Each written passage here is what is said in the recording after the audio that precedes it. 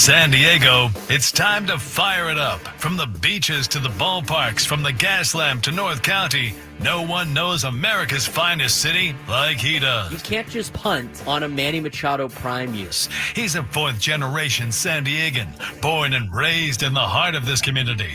Passionate, opinionated, and always bringing you the real talk on your teams, your city, and everything in between. Braden totally knows his stuff. He's ready for the next step. That guy is good. Live and local, it's the Braden Surprenant Show. But I think Braden's one of the up-and-coming young stars in the media game in San Diego. Now, here's your host, Braden Surprenant. What's up, San Diego? And happy Monday to everybody out there in America's finest city. Got to be fired up on a Monday like today after the Padres take care of business against the Boston Red Sox, take 2 out of 3 from one of the hottest teams in Major League Baseball. And how about that? I'm going to tell you right now, I got a lot of texts on Friday night. I went to go watch the game. Me and some buddies went out to Fair Play out in North Park. Some of my friends went to the game. That was a rough game on Friday night. That was a terrible game on Friday night. Terrible game on Friday night. You couldn't have asked for a worse game. Absolutely terrible. And I had all these text messages like, I'm so out on this team. And I was like, are you out of your mind? It's going to happen. It's going to happen. Quote, I'm so out on this team. I couldn't believe that. Twitter on Friday was incensed. I'm like, guys, you do know that they won 9 of their last 11 games going into that game, right? We understand that? We understand that. Everybody's like, oh, I'm freaking out. Oh, my God, it's over. Man, it's going to be a rough 2 months, man. It'll be a rough 13 days. It's going to be a rough 13 days if that's what you were thinking on Friday night. I mean, you could be the Mets at this point in time. Sorry, Frank. It was right there. No, you're not, because you could have just glossed over it, but no, you had to. Padres it's okay. Fans on Friday acted like your boy Frank, not your boy. I know how much you dislike that Met fan, Frank the Tank. That's what they're acting like on Friday night after they got blown out by the Red Sox. It's going to happen. There's going to be games that you have clunkers down the stretch. And I said to a lot of people, I said, look, talk to me on Sunday, talk to me on Monday morning. If they get their ass handed to them again for the next 2 days or at least one more time, all right, you could sit there and go a little bit of concern before you take on the Giants and the Dodgers. But that wasn't the case. No, they took care of business on Saturday. Looked good on Saturday. A little bit of a comeback. They did, again, a good job yesterday on Sunday, jumping out to an early lead. They took advantage of Red Sox mistakes. Bullpen looked very good. Offensively, the team continues to put together good at-bats. They had a rough night on Friday. That's going to happen. But now, on Monday, what's today's date? August what? 11th. August 11th. On Monday, August 11th, 2025, the Padres have won 11 out of their last 14 games. We talk about the crucial 42. Padres are 11-5 in the crucial 42 games of the season. The Padres right now have a magic number to make the playoffs down to 37, which is good because they got 44 games left. The Padres, as of this point, again, continue to look at their playoff percentage, like percentage chance of making the playoffs, according to playoffstatus.com. Again, different from Fangraphs. That is more of a prediction. They have a current 94% chance of making the postseason. That's all great news. They have now flipped their highest percentage chance in terms of seeding from the 6 seed to the 5 seed, and now it's starting to grow for the 14 or for the 4 seed or the 3 seed. In fact, the Padres control their own destiny for both of those seeds. And not only that, you look at the percentages, the Padres actually have a higher percentage chance of getting the number 2 seed in the National League than the number 3 seed in the National League. Both of those, of course, would be division winners. They have a 16% chance of getting the number 2 seed and a 13% chance of getting the 3 seed. And again, a 94% chance of making the postseason. You're not really worried as much about the Reds, even though they're starting to get hot, because you have separated yourself now from the New York Mets, at least a little bit of a cushion. So let the Mets deal with the Reds. Let the Mets deal with the Cardinals. Let the Mets deal with the Giants, if you still consider the Giants in it at 4 games out. And the Diamondbacks are now 5.5 games out of a wild card. I mean, the Mets going on a little bit of a downturn has now opened up the door for a decent amount of teams in the National League. But now the Padres separating themselves and putting a team between them and the first couple of teams out of the wild card has set up themselves for a big cushion. You look at their first round playoff matchup probabilities. And again, we talk about this to start the show every day. They have a 19% chance of getting a bye, which is pretty significant. I mean, it's almost up to a 20% chance that they can get a division bye. Or just a bye in general. Like, even if they win the division, it's not a guarantee that they get a bye. They could be the number 3 team out of all the division winners. Highest percentage chance of playing a team in the first round is right now the Chicago Cubs, a 38% chance with a 26% chance that they play them on the road. Next highest team that they would potentially play on the list is interesting because it means they won the division. It'd be the New York Mets as a 6 seed. That's an 8% chance. So right now, Padres have a 38% chance of playing the Cubs in the first round of playoffs, and they have an 8% chance of playing either the Mets or the Brewers in the first round of the playoffs, which is very interesting and significant. Now, that being said, to kind of put together a little bit more of what happened over the weekend, we keep talking about the what if the Padres win X amount of games. And I like to say play 500 ball.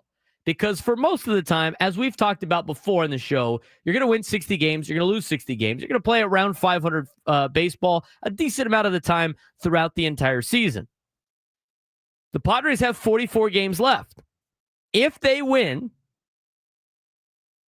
22 of their next 44, they go 22-22, the Padres have a 96% chance of making the postseason. If they just play 500 the rest of the way, they have a 96% chance of making the postseason. If they win 23 of their next 24 games, 23 of their next 44 games. So if they win one game more than 500, they win 52% of their next 44 games. That gets them to 89 wins, and that puts their playoff chances at 99%. 99%. That's where you're at right now as a Padres fan. I mean, if they win 55% of their games, which is 24 of the next 44, they're going to be at 90 wins. I mean, think about where they're at right now. Understand the schedule. It's not who you play, it's when you play them. But the month of September is really going to ease up for this team. The toughest stretch right now for the Padres, they're in the middle of, and they're 11-5. They're playing great baseball right now. Friday was a clunker. Nick Pivetta, as much as I'd like to say he was getting squeezed, he was missing. And the Red Sox weren't swinging at it. And so he had probably one of his more rough outings of the season. 6 innings, 5 hits, 5 runs, 3 strikeouts, 3 walks. Did throw 103 pitches. Sean Reynolds was not good at all. 1 2/3. He gave up 5 runs. Cronenworth did have a couple of hits offensively, but the Padres were 1 for 7 with runners in scoring position, left 12 on base. A frustrating game on Friday night. You get to Saturday. Padres outdo the Red Sox in extra innings. Padres had a lead, and unfortunately, Robert Suarez coughed it up, and it looked like, and we'll dive a little bit more into this.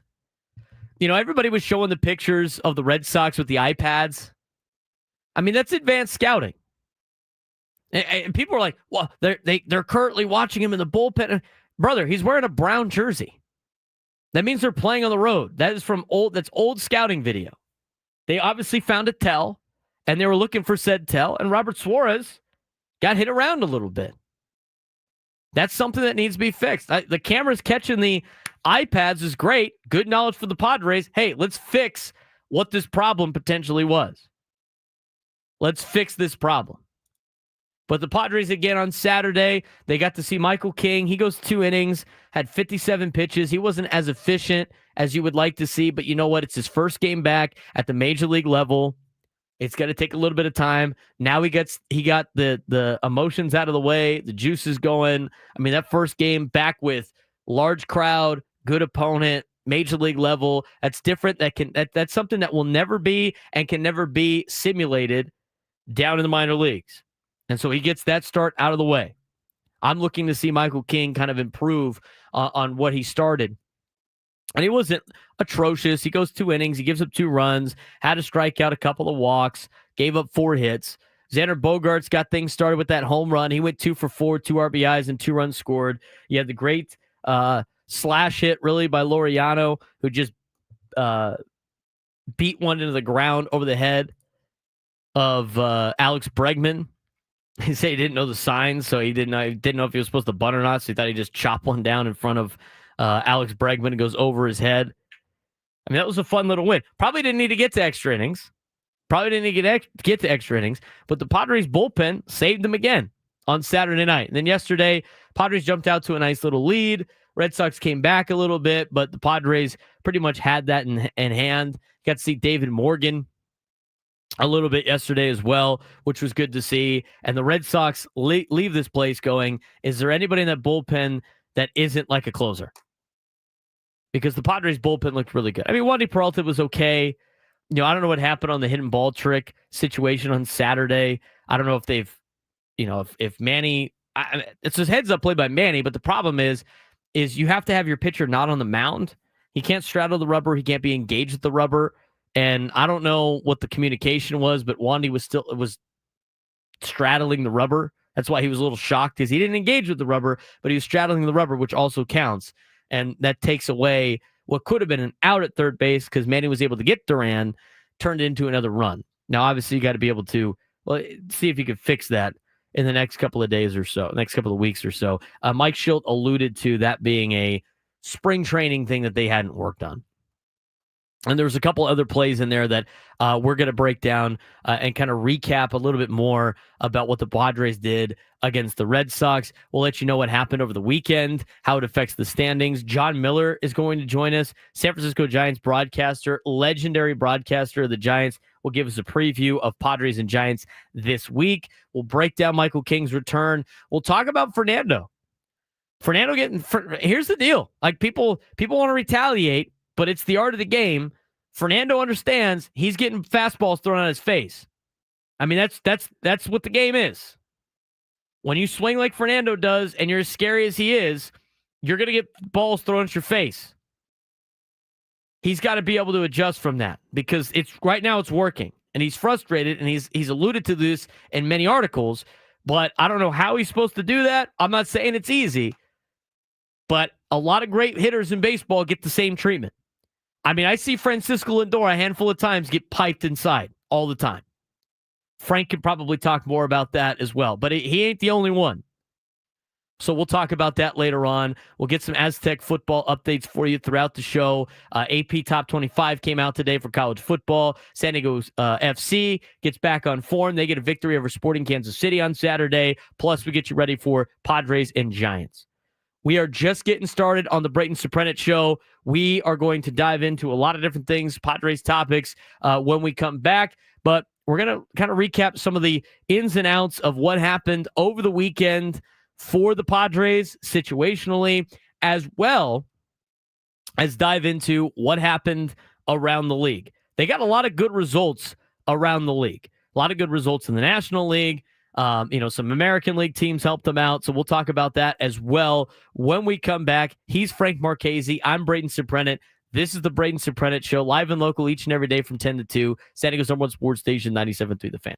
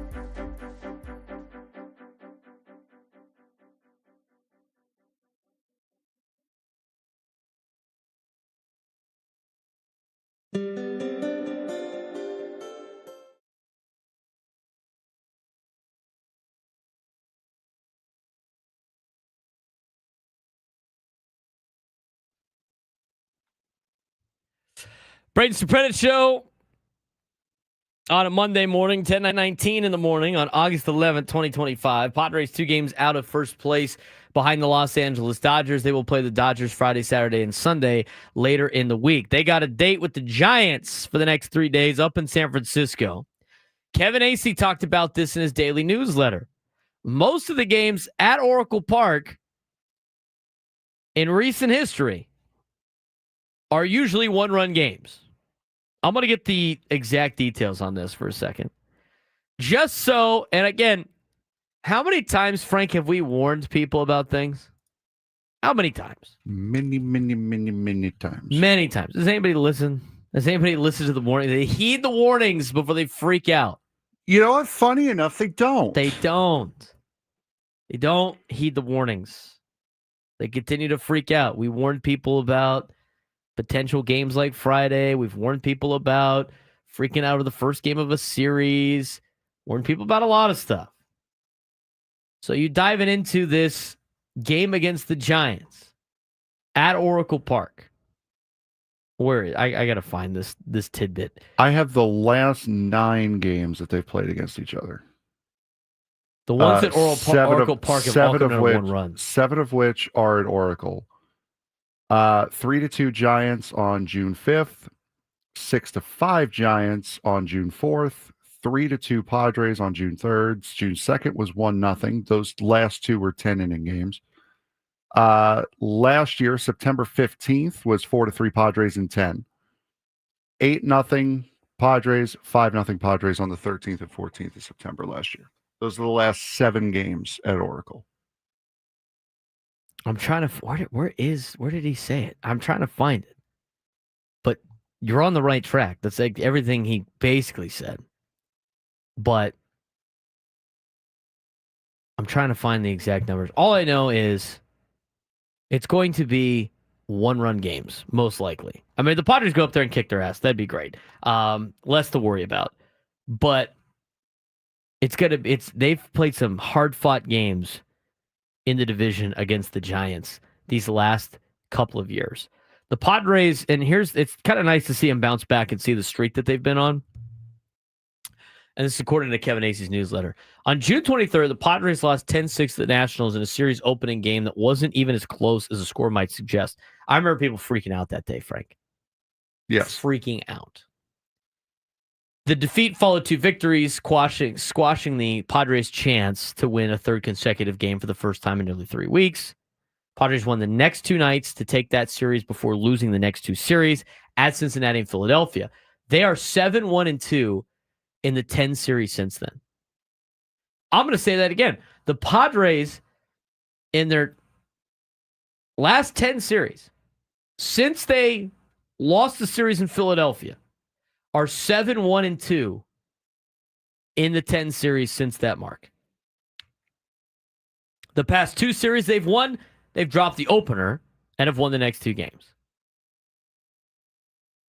So the Padres might get punched in the mouth in game 1, but they have responded, and they have continued to respond throughout the season, which is great to see. Where did I find that? I read it this morning. Well, like half asleep. I can give it to you now because thank you to champsorchumps.us that does a great job for people like me. I found it. Yeah. Sorry to rain on your parade right there. I found it. So okay. Go ahead, tell me, and then I'll tell you what Kevin Acee said. So the last 4 games, all 4 games this year have been one-run games. The last 5, including last year, have been one-run games. So that would be 5 of 8. This is going to blow your mind. 6 of 9. It's 7 of the last 10 games in San Francisco have been one-run games. Here's the tidbit from Kevin Acee's daily newsletter. It's a warning shot to everybody that is going to live and die with the 3 games in San Francisco. Get ready for some tension, he says. Of the 43 games the Padres and Giants have played at Oracle Park since the start of 2020, 21 of the 43 games the Padres and Giants have played at Oracle Park since the start of 2020, 21 of the 43 games have been decided by one run. Including each of the last 5. That includes all 4 here in June, as Frank mentions. The team split that series. Now, here's the kicker. The Padres are 11-10 in one-run games at Oracle Park since 2020. They got to play three games against the Giants at Oracle the next 3 days. Lock in, strap in, do what you got to do, because these are going to be playoff-level games against the Giants. I don't care how bad the Giants have been. I don't care that Bob Melvin is their manager, which a lot of Padres fans still think is a big reason why they are not successful. I don't care that they sold at the deadline. I don't care that they have almost like a brand new team. I don't care that they acquired Rafael Devers. I don't care about any of that. All I know is these games are going to be tight. I also know that the Giants have the better part of the rotation going against the Padres. Logan Webb's tonight against Yu Darvish. It's going to be tight games for the next 3 days. Everybody take a deep breath before the games start. Whatever you need to get through the game, your emotional peacock, a special drink, whatever you guys do to watch Padre games, you got to. It's going to be tough the next 3 days. And if they are able to beat the Giants by more than one run, I think it's going to be a super win. I almost want to count it as 2 wins. Out of the 43 games the Padres and Giants have played at Oracle Park since 2020, 21 of them have been decided by one run, and the Padres are 11-10 in those games. Windsock Nation into the chat for the next 4 games. We got to change like not Sandstorm, but we got to change the Zombie Nation into Windsock Nation as like a vibe song. Anytime the Windsocks start coming out, Windsock Nation. Somebody like make it a double shot. You're saying, hey, you know what? I don't really like drinking during the week, but if it makes you get you through the deal, drink responsibly. Do what you got to do to make it through the next 3 days. And by the way, that's before you play the Dodgers on Friday. That's before you play the Dodgers on Friday. It's gonna be a very tense week for everybody around here. Tense 2 weeks. Yeah, true. You have 13 straight games against the Giants and the Dodgers. 3 at Oracle, 3 at Chavez Ravine, 4 at home against the Gigantes, and then 3 against LA. But remember, the bigger series is not the next 3 days. It's the 3 after that. That can decide whether or not you win the division. Correct. Keep pace with the Dodgers Monday, Tuesday, Wednesday, and then go out and beat them Friday, Saturday, Sunday. Friday, Saturday, Sunday is the biggest series of the season, not this one. Correct. The next one. We can say it as fans. I don't want anybody in the clubhouse saying anything that Frank just said. We don't have to worry about this series. We got to worry about the weekend series. But we are going to worry about this series, and we'll get you a preview of this series as legendary broadcaster John Miller will join us next on the Braden Surprenant Show, setting us on Sports Station 97 through the Fan.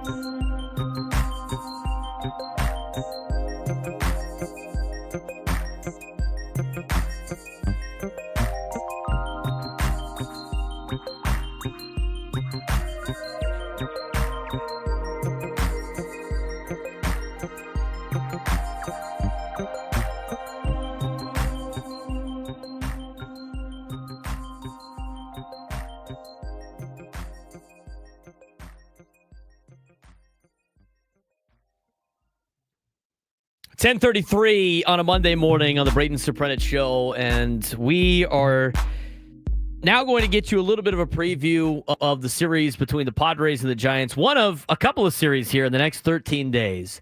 And joining me now is a Ford Frick Award winner. He is a National Radio Hall of Fame member. He is the longtime broadcaster of the San Francisco Giants. Before then, did so many games for ESPN, worked for the Baltimore Orioles organization, the Boston Red Sox, the Texas Rangers, the Oakland Athletics, did a lot of time doing other sports throughout the country, and being that, famous voice that a lot of people know growing up listening to baseball on the radio or watching it on television. It is my great pleasure to welcome John Miller to the Braden Surprenant Show. John, how you doing? How's your Monday going?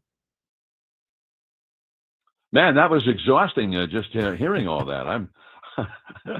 I need a vacation. It sounds like, wow, that's a guy who's had a hard time keeping a job. So I've spent all this time looking for work, is what it is.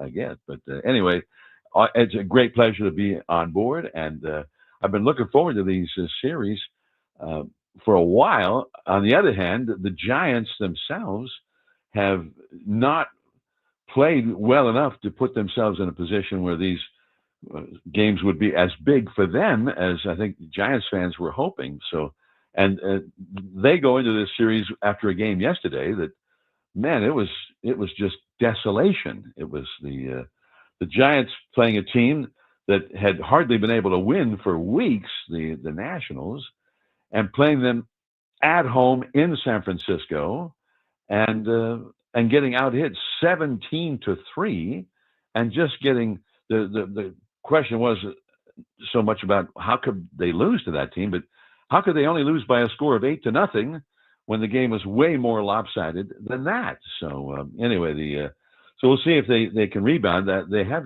shown a tendency to be better against the better teams than against the teams that they're supposed to be beating up on when you're a contender. So the Padres, meanwhile, it seems like they're just in the opposite mode.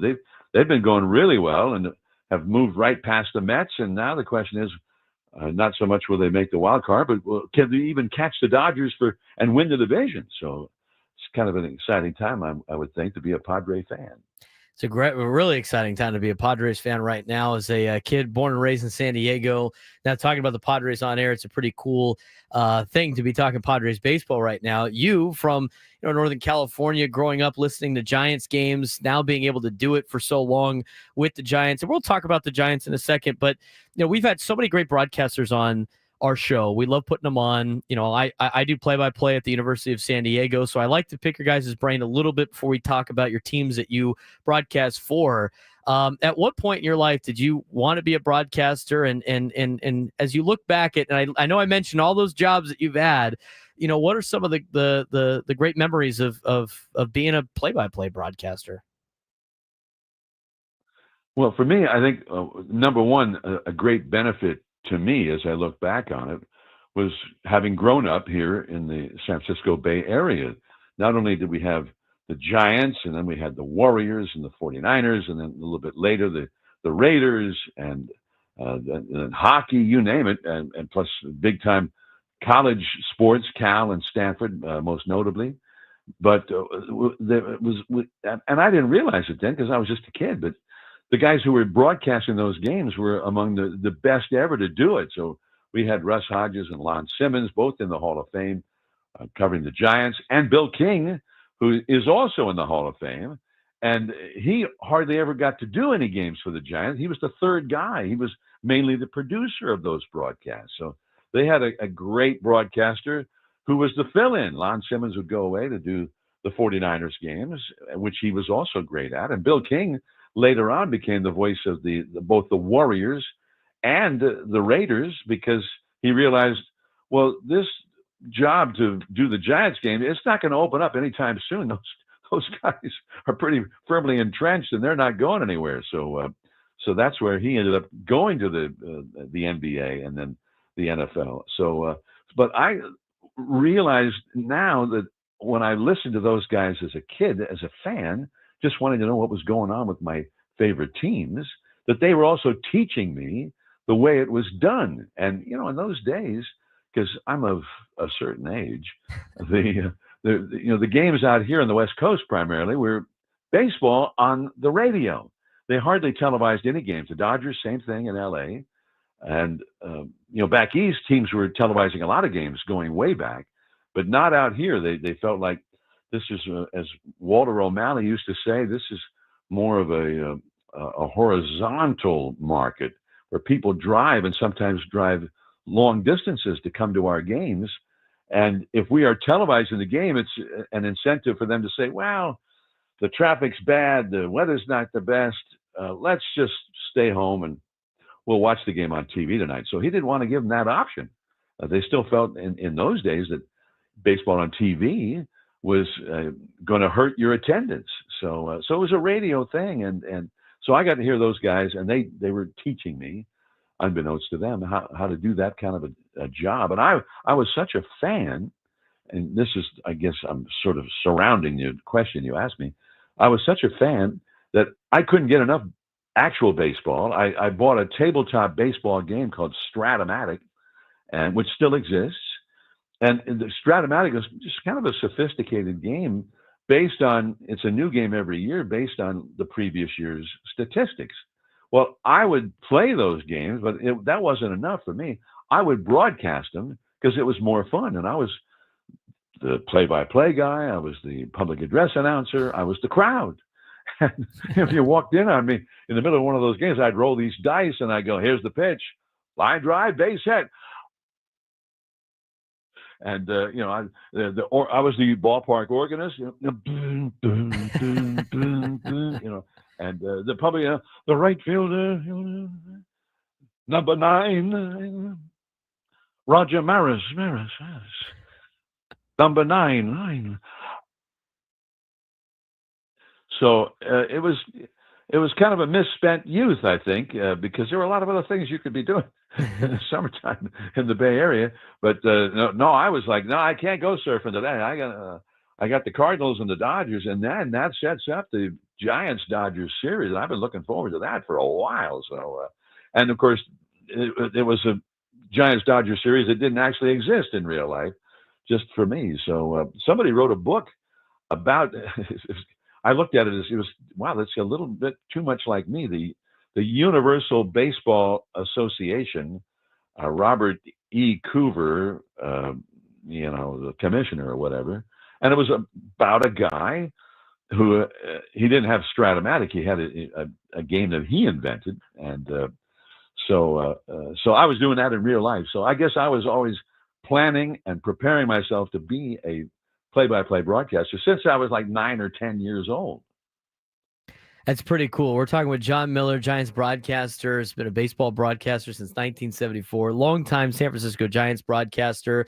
Little broadcast tips before we dive into the San Francisco Giants. John, I'm still relatively young in my career and love getting advice as much as I can. I have, we've had a handful of high school kids reach out to learn more, and they're interested in being broadcasters and they want to learn the industry. And I've helped as much as I could, but for some of and we have a young audience that likes to, that does what you did as a kid.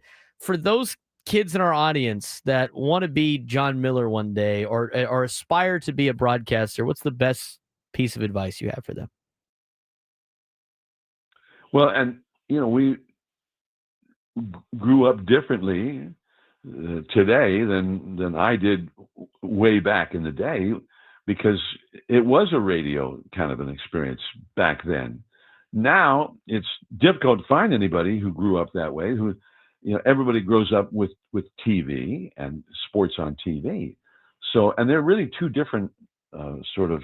I like to look at it as an art form, because that makes me feel like I'm doing something more important, but than I really am doing. But television is about the picture, and as Vin Scully used to say, providing the captions for the picture. You have to kind of pay attention to your monitor to see what's on the screen that the people are seeing, and make sure that you identify everything that they're seeing. And it's a collaborative medium. It's not just you telling the people what you think that they need to know, but the director, the producer, the people who are deciding what to put on the screen, and even more importantly, the former player that's your companion on the broadcast, and making sure that he gets ample room to point out things that maybe the fans might not have seen themselves, where they have those moments where they say, wow, I didn't even see that. That's kind of a learning moment. I realized something there that I never knew before or had seen before. So on radio, it's just the opposite. It's just you, your microphone, and describing everything. You don't need to describe anything on the TV. The people can already see. You're not even necessary on the most elemental level on it. Telecast, they don't need you. They can see it already. So providing some kind of structure, what's the count, who's up, recapping what has happened, how did we get here, knowing that at any moment with the clickers, people might have just tuned you in. So they want to know what's the score, and even that they can see on the screen now. Those score boxes are on the screen all the time. But on the radio, you have to paint the picture and recap, and who's up, how's the outfield playing for him? Is he right-handed? Is he left-handed? Because you're also trying to grab the attention of the listener and get them on page with you, so that they are taking your descriptions and turning them into visualizations of the game. So you don't want their minds to wander, because that can happen. You hear a radio, and it's probably happened to you. You hear a game on the radio, you're in the car, and you're paying attention because you care about that game. And then all of a sudden you realize, wait a minute, he just said there's 2 men on. How did they get 2 men on? Because invariably something happens in the game, and it brings a memory of the last time maybe that you were at the ballpark, and then a memory of who you were with at that ballpark, and then you're like, oh, I need to call that person, or I need to try to get a better seat the next time. We were in the upper deck down the right field. I want to get down a little closer to the action next time. And maybe that's just me. Maybe I have a little ADHD or something, and that's the way my mind tends to roll. But whatever it is, I want to grab that listener and keep their mind from wandering and point out all kinds of little things. Like when, one of your top hitters, say Manny Machado or Fernando Tatis Jr. comes up.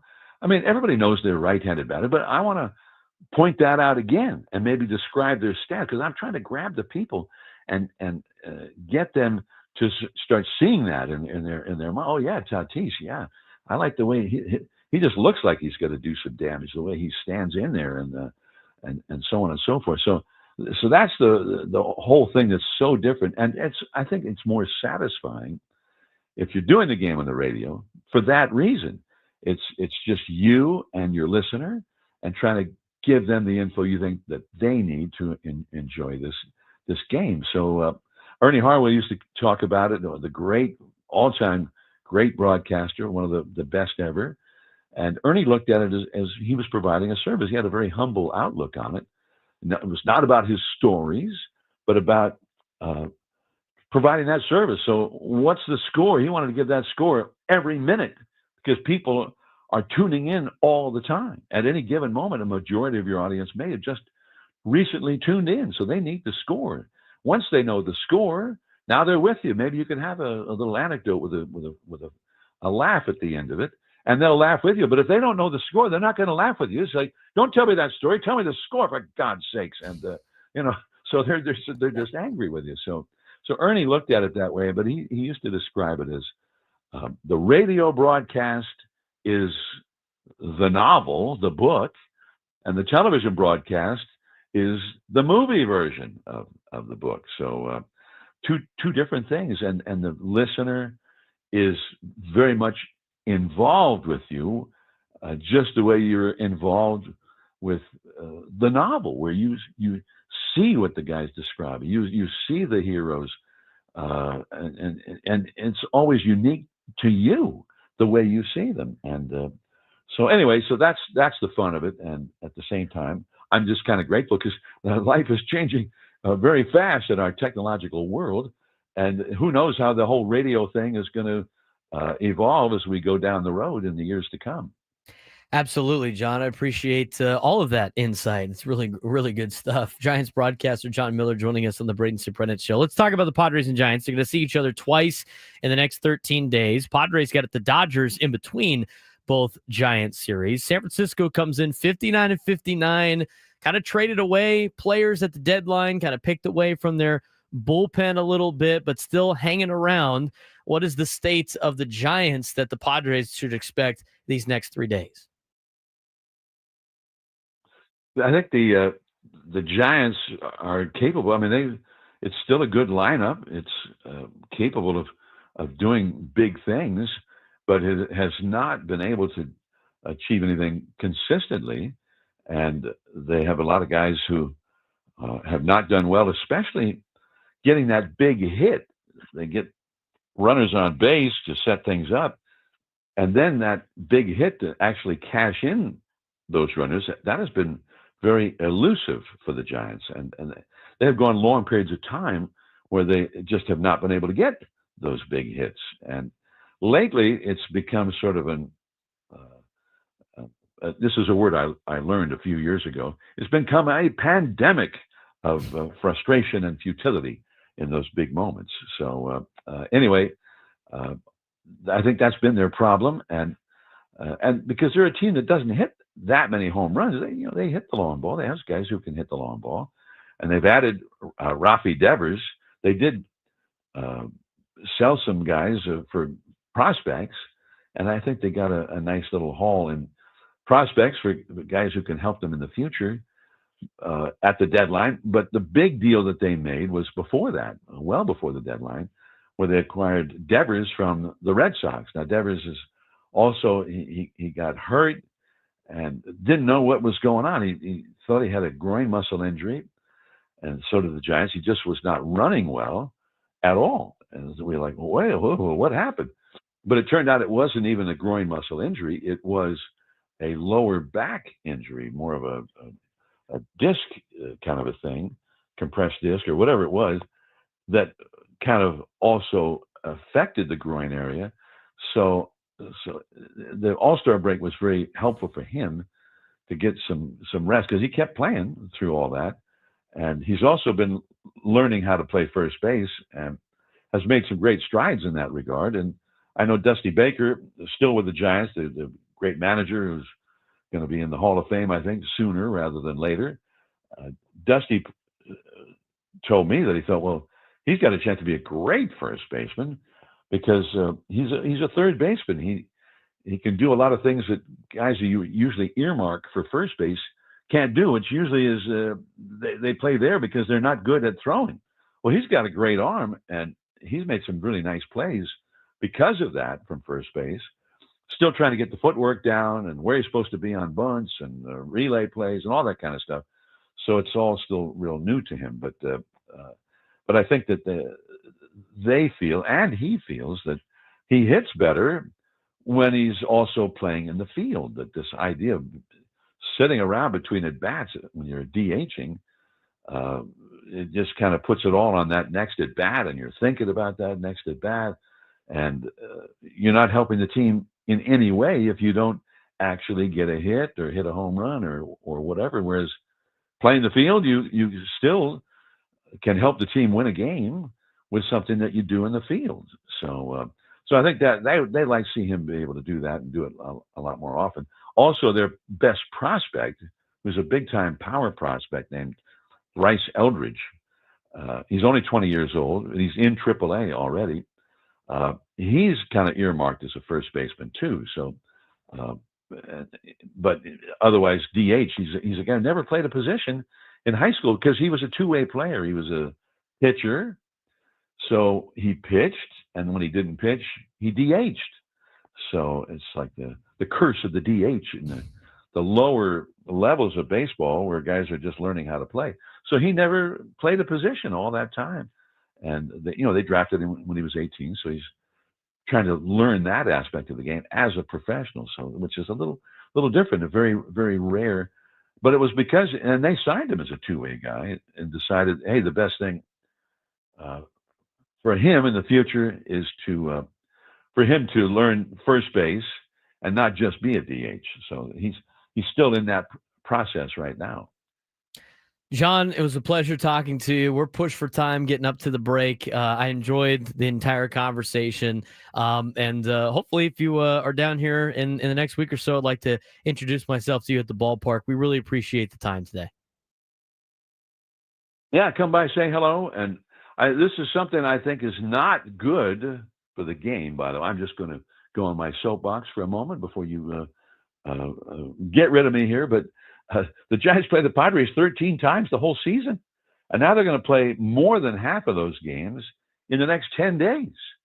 That's not the best way to do it. So anyway, at the same time, it's also compressed, and it's all about who your team is right then versus who you were early in the year, who you were in the middle of the year, who you are at the end of the year, and all that kind of stuff. So so this is it, and this is the chance, and maybe the last gasp for the Giants to get back into that wild card division race.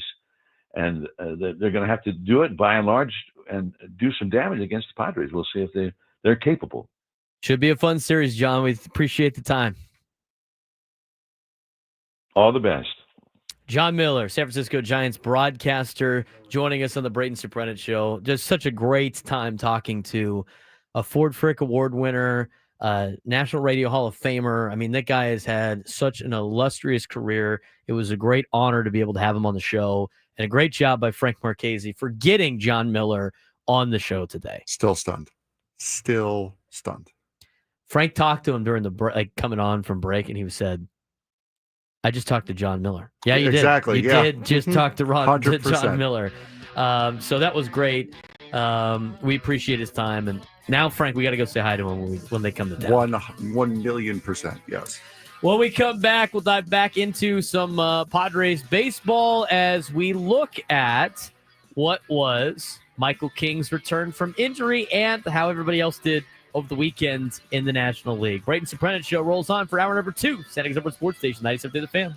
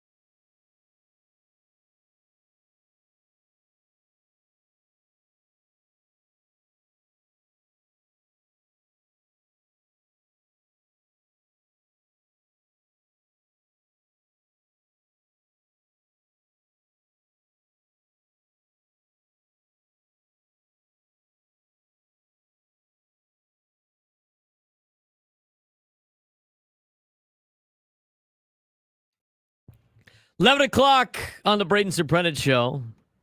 That was fun. It was a good time talking with John Miller. Today, it was a great time. A lot of insight. I could have listened to him talk about broadcasting for 2 hours. Could have done a podcast. I'm seeing great interview. You asked, what, 2 questions? And we got a 20-minute interview out of that? That was... Mr. Miller carried that entire thing. I asked, he started by just talking about the Giants immediately. And then the first question I asked was about growing up being a broadcaster, like in San Francisco. And then the second question, I think, was advice on the broadcasting, if I'm not mistaken. And then I asked 3 questions. I'm gonna have to go back. We'd have to go back on the thing. Maybe we should re-air the interview. What do you think? Hey, it's a 20 some odd minute interview. We could do that For the 1:30 spot? We could. It's not a bad idea. We do that. Then we can count how many questions I asked. We'll put a question counter up on the screen. That's right. Here's your preview about the Giants, except he's talking about broadcasting for whatever. And I like to ask those guys because now a lot of it's personal for me. This is where this is where I'm selfish. I don't think about the audience too much. I ask the broadcaster questions. But now, having guys like Davis and Bailey and some of the younger generation of broadcasters or people that want to get into the sports media industry, it's an excuse to ask them those questions. I have how many years of experience now since 27? I have 8 years of experience of doing things professionally. All right, you don't have to brag, Jesus. He's got, no, just saying I'm old. I'm older than you. I'm just saying he's old. He's got way more experience by far. But I think you mentioned out of all the broadcasters in baseball right now, John Miller, is he the current Vin Scully level guy that's left? Yeah, because the only other one I can think of would have been Bob Uecker, and he's unfortunately gone now. So I mean, he's the guy. I can't think of anyone else that has that much tenure and respect that John Miller has. I'm assuming from his peers, but definitely from listeners. But also old school baseball radio. Absolutely. Because I remember Vin Scully, I was able to I heard Vin Scully a handful of times. Now, obviously him being in LA was a little bit different. But there was a couple, Vin Scully was doing TV still a little bit when I was in college. And there was a couple of times where when I was in Fort Worth, I had to watch the Dodger broadcast over the Padres one. And I would learn almost, and I think it was around the time Dick Enberg was still doing games, and he was a great broadcaster in his own right. He's getting up there in age. I remember learning more about the Padres players from Vin Scully than any Padres broadcast. I mean, he told this story about Alexi Amarista that I'd never heard of before, and I had watched up in that point 80-something games of the Padres season. I'd never heard of that story, and Vin Scully had it. That's how great of a broadcaster he was. And I do remember one time I went on a pseudo date to Dodger Stadium with this girl, and she I didn't realize she was a Dodgers fan either. She pulled out a Dodgers jersey right before we got out of the parking lot. I was like, oh man, okay. This is already gonna be rough. And we were late to get up there. This is so many years ago. And I'm walking into Dodger Stadium. And I think this is the first time I'm at Dodger Stadium. And the Padres are playing the Dodgers. And this is Alex Dickerson's on the team. And I think Kyle Blanks might have been on the team. It was, I forget the year it was, but that was, that was the Padres. I mean, that was the kind of look. They were wearing the gray and blue jerseys. Yeah. Mm-hmm. And the thing is that she was not really a Dodgers fan. She was not really a baseball fan. She kind of liked baseball, but not really a fan. And her uncle was a Dodgers fan, so she had a Sean Green jersey. And so she wore it because it was the Dodger game. It's not like she was a diehard baseball fan. You know what I'm saying? Yeah. Because people are like, I would never date a Dodger fan. It wasn't really like a Dodgers fan. And so we missed like the top half of the first. And we're walking in through the parking lot, and they got the radio broadcast on the speakers in the parking lot. And it's Vin Scully. And he's like, headed to the bottom of the first, Padres up 3-0 on the Los Angeles Dodgers. And that was awesome. I think Padres won 6-0 that night. And the Dodgers lineup was loaded, and the Padres lineup was like, you're looking at this, it was like the El Paso Chihuahuas were out there, mid to late summer. But I do remember like hearing his voice going into the ballpark was like the coolest thing. Yeah, it just gives you that nice warm feeling. And I saw in the chat, I believe it was Clay in South Bay, said, don't forget about Ted Leitner. As we're not saying that Ted Leitner is not a great broadcaster, he is. But everyone knows Vin Scully was on a different level than everybody else. Bob Uecker was on a different level than everybody else. And I think John Miller is on that level now, and he stands alone at the top of that level. And he's still doing it right now, too. He's still doing it. I remember listening to Ted and Jerry Coleman growing up as a kid. Ted Leitner's the only guy who could ever make me laugh while the Mets were getting their butts kicked. I remember that very specifically. I'm sitting in a Burger King drive-thru listening to the Mets get pounded like 10-2. And I'm laughing hysterically because Ted Leitner was just that good. Last year at the Holiday Happy Hour, which you have to go to this year, by the way. Okay. And it's a lot of local media people there. And, unfortunately, like last year for me, it was cool because I got to go and Ted was there. And I got to talk to Ted Leitner for like 10, 15 minutes about broadcasting. And I had to tell him, I was like, look, like I grew up listening to you. It was part of the deal. Like I remember fond memories that helped, lead into it with him. And, for me growing up in town, it was at my time life, it was Ted Leitner and Jerry Coleman and Annie Major on the radio at the time. At least that like I had my first memory of Padres baseball on the radio. And then television was Mark Grant, the color analyst, and it was Matt Vasgersian. And those are like the guys that I grew up with listening and like being and wanting to do this job and wanting to be in sports media and doing on-air stuff was listening to those guys and like watching those guys on television. And so I got to talk to Ted Leitner about it, and it was cool. Like, and he knew I was broadcasting at USD. And so it was cool about, hearing the broadcasts and him giving me some props about it and what other people are talking. It was pretty cool to get some compliments from him and talk to him about broadcast for like 10 to 15 minutes. I got to talk with Scott Miller a decent amount of time that night. It was cool. And it was a great night being able to talk to a lot of the local media people in town and people that I grew up reading and grew up watching and grew up listening to and being, immersed in this now was pretty cool for a kid from San Diego, growing up listening to, sports talk radio, like as in high school. My Ford Ranger in high school didn't get, I'd have to rig my car to try to get my music to play from my phone. I used to have to make CDs for my car. I used to rip CDs for my car. And I'm not that old, like 30. Before having any type of plug-in was great. And I used to, when I didn't have CDs or I was tired of music, I'd listen to sports talk radio. And I'd listen to these guys. And John Miller's so right. When it comes to baseball on the radio, it's still like one of the coolest things. If you're a baseball fan, listening to it on the radio is so much fun.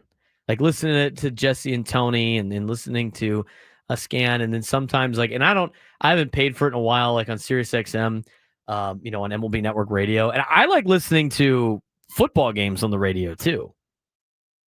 But there's something about baseball, something about driving through Southern California, late August, early September. The weather's nice, you got the windows rolled down, and you're listening to Padres baseball in the air, or you're listening to, the game on ESPN, the game of the night or whatever it is. And my favorite is driving around October where you got playoff baseball and listening to playoff baseball on the radio, when I'm leaving football practice, like I'm immersed in football, but I'm still locked in on playoff baseball and listening to playoff baseball and the energy, as it's still warm outside in Southern California and cruising through and listening to playoff baseball on the radio. There's something about it. I mean, it's something about it. And so it's cool to be able to talk to a guy like John Miller and having him on the show. I mean, to me, like baseball on the radio is, you can't beat it.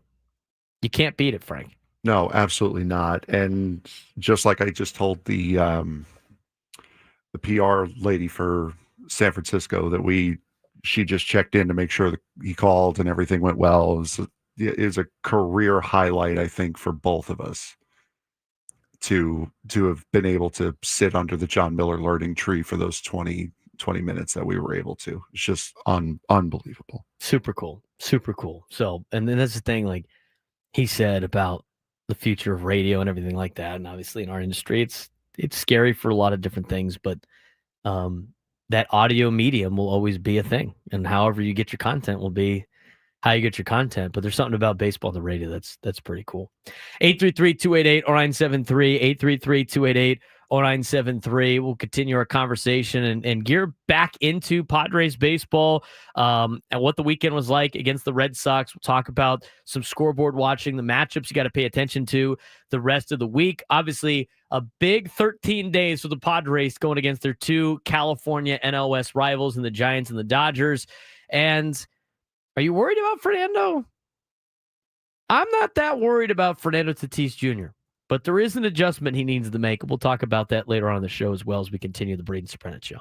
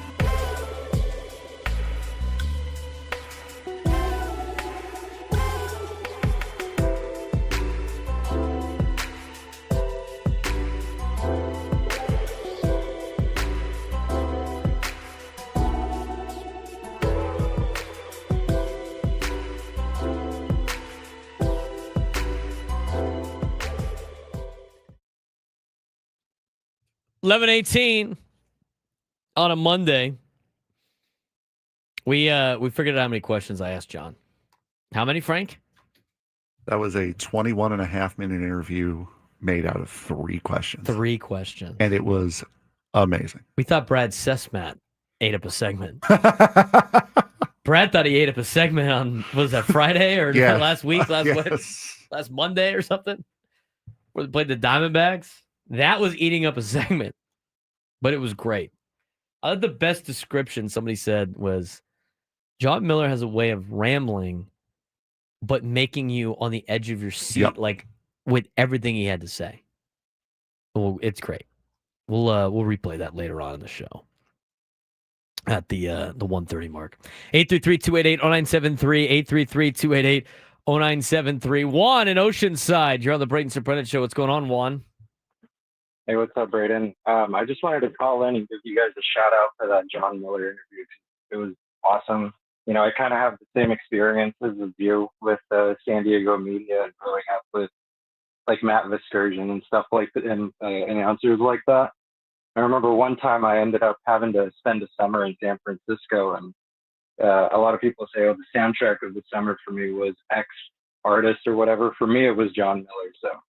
So just got to give you guys a shout out for that interview because it was really awesome. We appreciate that one. I think a lot of people did enjoy it. We enjoyed it. We're like a kid in a candy store. Thoroughly enjoyed that. Frank was hanging out with his buddy this weekend, and I got the email. I didn't know if Frank was checking it, and I had to text him. You got John, dude. Frank freaked out. That's the first time we've ever gotten, because we're both on the emails, all of them, when we do these guest things. That was the first time you've ever gotten excited before me. That's right. To get a guest. I was excited because I know how important that was for you to get John on the air. Yep. I was excited for your excitement. 833-288-0973, 833-288-0973. All right, let's talk about what happened over the weekend. In terms of your scoreboard watching, are you still working on stuff? Yeah, I'm doing emails and fun stuff. Yeah. Always great. So this is what happened. This is what you need to pay attention to.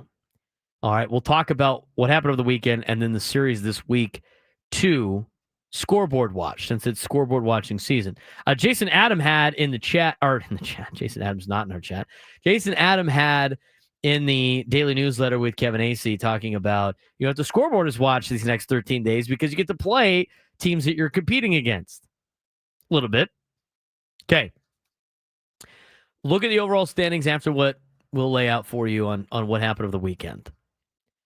This weekend, Cincinnati was able to take 2 out of 3 from Pittsburgh after losing that first game of a 4-game series. So they lost 2 in a row and then bounced back at one Saturday and Sunday. So with that, the Reds had relatively stayed pace with the rest of the National League standings. New York Mets got swept by Milwaukee. The Mets now they're now 1-9 in the last 10. They've lost 7 in a row. They got swept by Cleveland, and now they got swept by Milwaukee. And so they have now fallen 5.5 games behind Philadelphia for the National League East, and they now only have a 1.5 game lead on the Cincinnati Reds, who are 5-5 in their last 10 games for that final wild card spot. With the Mets losing 7 straight, the Padres have now passed New York and have a 3-game lead on New York for the number 5 seed in the National League wild card. They now maintain a 4.5 game lead on the Cincinnati Reds. They have a 6.5 game lead on the Cardinals, and they have a 7-game lead on the Giants, the Padres do, in terms of teams in front of them. Chicago loses 2 out of 3 to St. Louis, so the Padres have picked up a couple of games there. They're now a 1.5 games from the top wild card spot in the National League wild card standings as the number 4 seed in the National League. Very interesting. Obviously, you want to keep pace up there. With Milwaukee sweeping the New York Mets, they've kept themselves a little bit of a distance. They've now won 9 straight games. They're 9-1 in their last 10, and they have distanced themselves from the Padres a little bit. as the number 1 overall seed in the National League. We still got a couple of months to go, or basically a month and a half. Toronto loses 2 out of 3 to the Dodgers, which is not great for the Padres. They were able to maintain status quo. I know a lot of people were upset on Friday night when the Padres lost the game. Again, you're matching series with LA. That's what you're trying to do. Not every single game, because that's sometimes you're going to get a game back. Sometimes you're going to lose a game. So the Dodgers took 2 out of 3. They had a chance yesterday to sweep Toronto. They had, because Jeff Hoffman yesterday was an absolute circus for the Blue Jays. Absolute circus for the Blue Jays. He finished up the 8th inning, circus, and then they let him go out there for the 9th inning, and he walks the bases loaded, up 5-4. They're able to get 1 out in that process on a sacrifice bunt. And the Dodgers had bases loaded with 1 out in the bottom of the 9th inning, down 1 with Shohei Ohtani at the plate. And you're sitting there going, I think I've seen this episode before. But you hadn't, because Ohtani punched out and then Mookie Betts grounded out, or whatever he did, flew out, whatever he did. I think he grounded out. And that was the ball game, and Toronto gets out of there with a W over the Los Angeles Dodgers, which puts you back to 2 games behind LA in the standings. You got to try to keep that number at 2 games this week. In the next 3 days, you got to match what LA does. If you could do 1 game better than what LA does, you're even in a better spot. But here's the problem. As you look at games this week in Major League Baseball, the Padres play the Giants. We've already talked about how many 1-run games the Padres have at Oracle Park. Out of the 41-something games that they have had at Oracle Park since 2020, 43 games, 21 of those games have been decided by 1 run. Thanks to Kevin Acey for putting that in his daily newsletter. The Padres in those 21 games are 11-10 in the 1-run games at Oracle Park. I mean, strap in. This is going to be tough. 3 days in San Francisco. On the contrary, now, I don't know if Mike Trout could put the team on his back. The Angels have actually had the Dodgers number in the last couple of years, but you got to rely on the Halos to help you out against LA at the Big A. And I don't necessarily know if that is going to work out for you. You're just hoping you could take 2 out of 3, and you're hoping the Angels get 1 against the Dodgers. That would honestly be best case scenario. But you could go into LA. If you could go into LA down 2 games, you're in a really good spot. You're in a really good spot. You take 2 out of 3. Now you're down 1 game in the standings. And you get to play them one more time at Petco Park. And as long as you don't lose ground against the Giants for 4 at Petco, then in a couple of weeks, or not this weekend, but next weekend, trailing 1 game, you are in a series to, if you win the series, take over first place in the National League West. Okay, so you have to maintain pace with the Dodgers this week, and unfortunately, the Dodgers got the Halos, and the Padres got the Giants. Other games that you need to look at in terms of, again, the wild card. Now, Philadelphia's got Cincinnati, so that's good news for Padres fans. Again, trying to distance yourself from the Cincinnati Reds. Philly's the number 1 team in the National League East, and they will be taking on Cincinnati for the next couple of days. That's good news. Other games you got to watch for, Milwaukee and Pittsburgh. You know, that's still kind of a reach. You're not there yet. You got to pass the Dodgers before you worry about Milwaukee. Milwaukee's got a series against Pittsburgh this week. We'll see if the Pirates can help you out. New York Mets are off today, but they will start a series tomorrow on Tuesday, as it's taking a little bit to load. The New York Mets will take on the Atlanta Braves. Braves haven't been very good, but the Mets do have to face Spencer Strider starting up tomorrow on Tuesday. Cubs will be in Toronto to take on the Blue Jays. That's a tough matchup for the Chicago Cubs. Hopefully the Blue Jays can help you out if you're the San Diego Padres. That's kind of a look at the scoreboard, watching what happened over the weekend and what's going on the rest of the week for your scoreboard watching pleasure. Now is the best time to have MLB.TV, because now you can watch all these games. So that's what the outlook is for the beginning part of this week. We'll talk more about this as the week progresses for the weekend. But when we come back, What did we think about Michael King? What did we think about Fernando Tatis Jr.? Important things that happened for both of those guys of the weekend that we will break down when we come back on the Braden Surprenant Show. San Diego's #1 sports station, 97 through the Fan.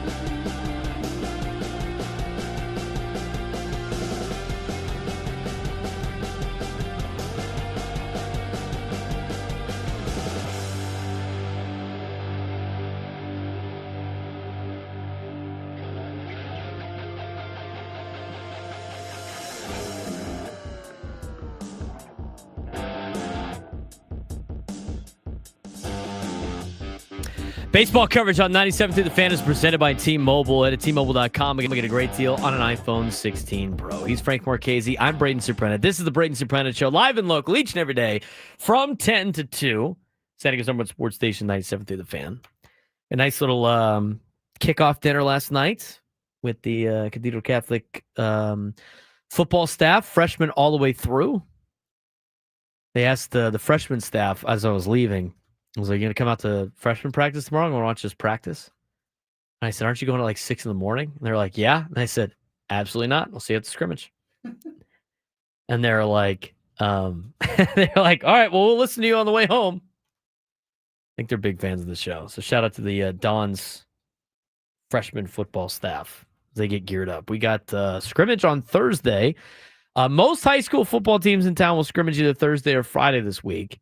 We are scrimmaging Cathedral, modern-day Santa Ana, who's the best team in the country in high school football. They have been the best team in the country in high school football for the last, decade plus.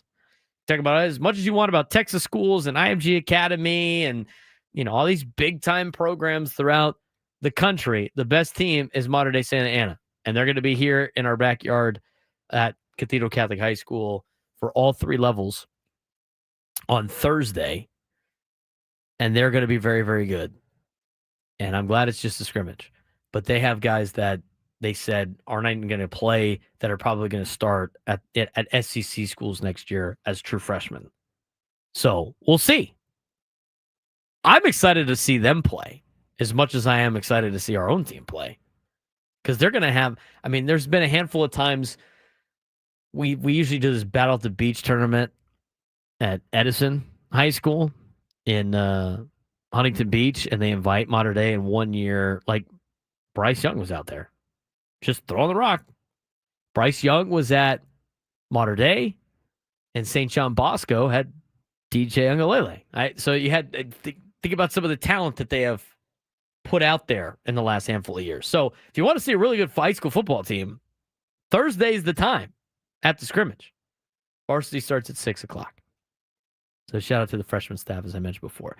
I want to talk about Fernando a little bit more than I want to talk about Michael King. I think Michael King's his outing was okay. It was fine. He needs to get back up to speed. He knows this. There was a lot of things he wanted to work on.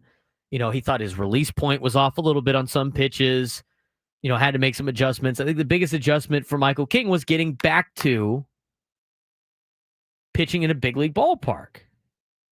Because when he gets back into a big league ballpark, there's more going on. It's that environment that changes for Major League Baseball players. I think King will be fine. I think he's going to build off of it. You want one of these outings out of the way now so he can get some more reps down the stretch and be ready for the postseason. I thought Dylan Cease looked pretty good yesterday. We haven't even talked about him yet. We'll talk about him in just a little bit. But when talking about Michael King, again, I thought it was okay. He's coming back from not pitching in a long time. This is kind of like his spring training. Not really too worried about it. Let's talk about Fernando for a second. Now, here's the thing with Fernando. People booed him on Friday. We were at the point where fans were booing Fernando on Friday. Those are the same fans that overreacted to Friday night's game anyway. I'm so out on this team. Okay. They've won 11 of the last 14. Now you're out because they lose one? It's going to happen. They're going to lose some games. Fernando didn't look comfortable in the box. He didn't look very good. They were piping fastballs up and in a lot. And the thing with Fernando, we talked about this at the beginning of the year. And I've talked with baseball coaches. I've talked with, hitting coaches. And the best way to, and really the context of this was back in the Dodgers series at the beginning of the year when he kept getting hit. And I asked a local coach in town, I said, at what point do you retaliate? Because that was around the time where the Padres retaliated and there was the ejections and the bench clears and all that fun stuff up in Los Angeles. At what point do you retaliate? And his response was, well, the thing is, the way that you attack Fernando in terms of trying to get him out, and a batter that kind of ducks down when he swings and attacks the plate when he swings is you got to make him uncomfortable and you got to go up and in. And everybody in baseball knows this. And there's players like that. Frank, I know you're busy, but this is a time where I got to ask you a question here about Francisco Lindor. I watch the amount of times the Mets are on television where I take a look, Lindor's getting thrown out a lot. Is that true? Yeah. He gets a More lot times of fastballs up and in. At the beginning part of his Mets career was off to a really rough start, but since then he has adjusted to getting thrown at. And there's a lot of players that are like that get thrown at and they have to make the adjustment. But you see Lindor get thrown at a lot. Mm-hmm. We see Fernando get thrown at a lot. I think Lindor's probably done a good job of adjusting to being uncomfortable. But the reality is this is what you're going to see. And here's the thing, like people want to retaliate. The only time you retaliate, because I asked this question, and for most baseball people, they understand that Fernando's going to get hit. He's going to get hit. The time you retaliate, if it's multiple times by the same team, that's when you get your pitchers involved and you protect your guy. If he gets brushed back a little bit, not retaliating. If he gets hit once, not retaliating. If he gets hit multiple times because they can't locate their spots, then you start retaliating. And the Padres had plenty of fodder for retaliating with Los Angeles, especially a team that's in the division.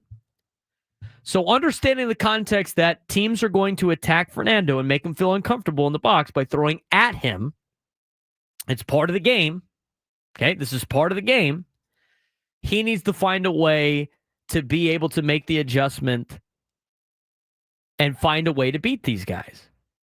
He even said so in Kevin Acey's newsletter today. He has to find a way to get comfortable back in the box and understand that he's going to get some fastballs inside and then he's going to get soft away. And until like a couple of times this weekend, it's been tough to see. And again, other teams would rather have Fernando walk or reach base. But that being said, for everybody that said, I don't like seeing Fernando in the leadoff spot, did you guys see what he did on the base pass over the weekend when he did get on base?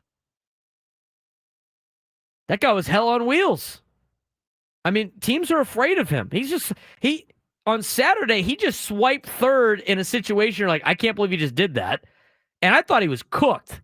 I thought he was completely hosed at third base. I don't know how he got his hand in time. And Alex Cora was like, no, we're not reviewing it. But he's electric on the base pass.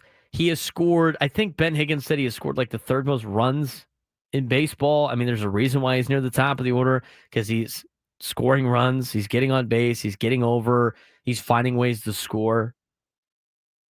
But after going 0 for 5 on Friday, it ran a 6-game skid where Fernando's 2 for 26.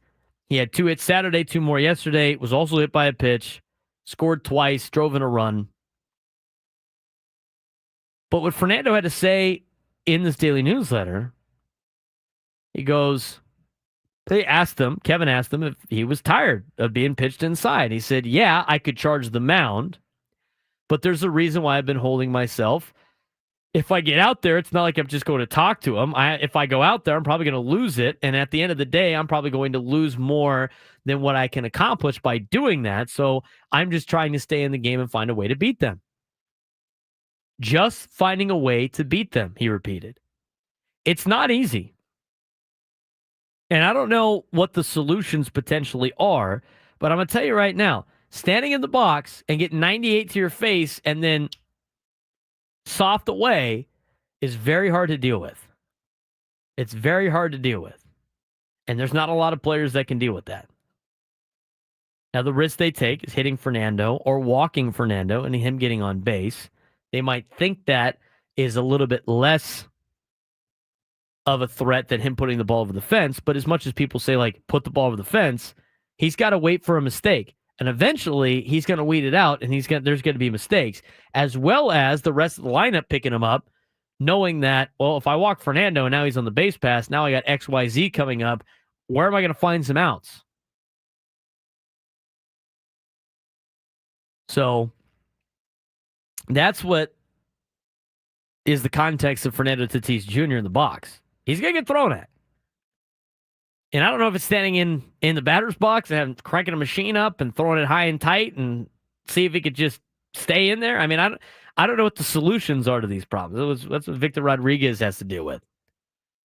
But to say that this is going to go away, it's not going away. He's going to have to learn to adjust and deal with fastballs inside. Now, if he gets hit multiple times, Mike Schultz going to defend his guys. The Padres are going to defend their guys. They're going to retaliate. I'm just glad that we get to see that now, because we hadn't seen that before. So, the Padres are going to have his back, and Mike Schultz is going to have his back, and they're not going to take any BS from anybody on their guy getting thrown at. But they aren't going to freak out every time he gets thrown at, because that's how you attack Fernando, and right now it's working, and more teams are going to do it. And when you get hit multiple times, like it's that thought in your head. I mean, think about the places that Fernando's been hit. He goes on to say in this article, when asked if he thought pitchers had succeeded in messing with his head to some extent by pitching in on him, Tatis said, probably, because in the areas I've been hit in my hand, some of them have still been there, still hurt. Obviously, you baby flinch when you're at the plate, but I'm not putting that as an excuse. I just got to find a way to go out there and perform, find a way. When asked if he's been physically hindered by any of the times he was hit, he said probably strength-wise a little bit, but not much, nothing too crazy. I mean, it does. There is some PTSD involved with getting hit in the hand, with getting hit upper body, with getting put on the ground. Some of it, his responses are a little dramatic, but at the same time, you stand in the box and face 98 coming at your face.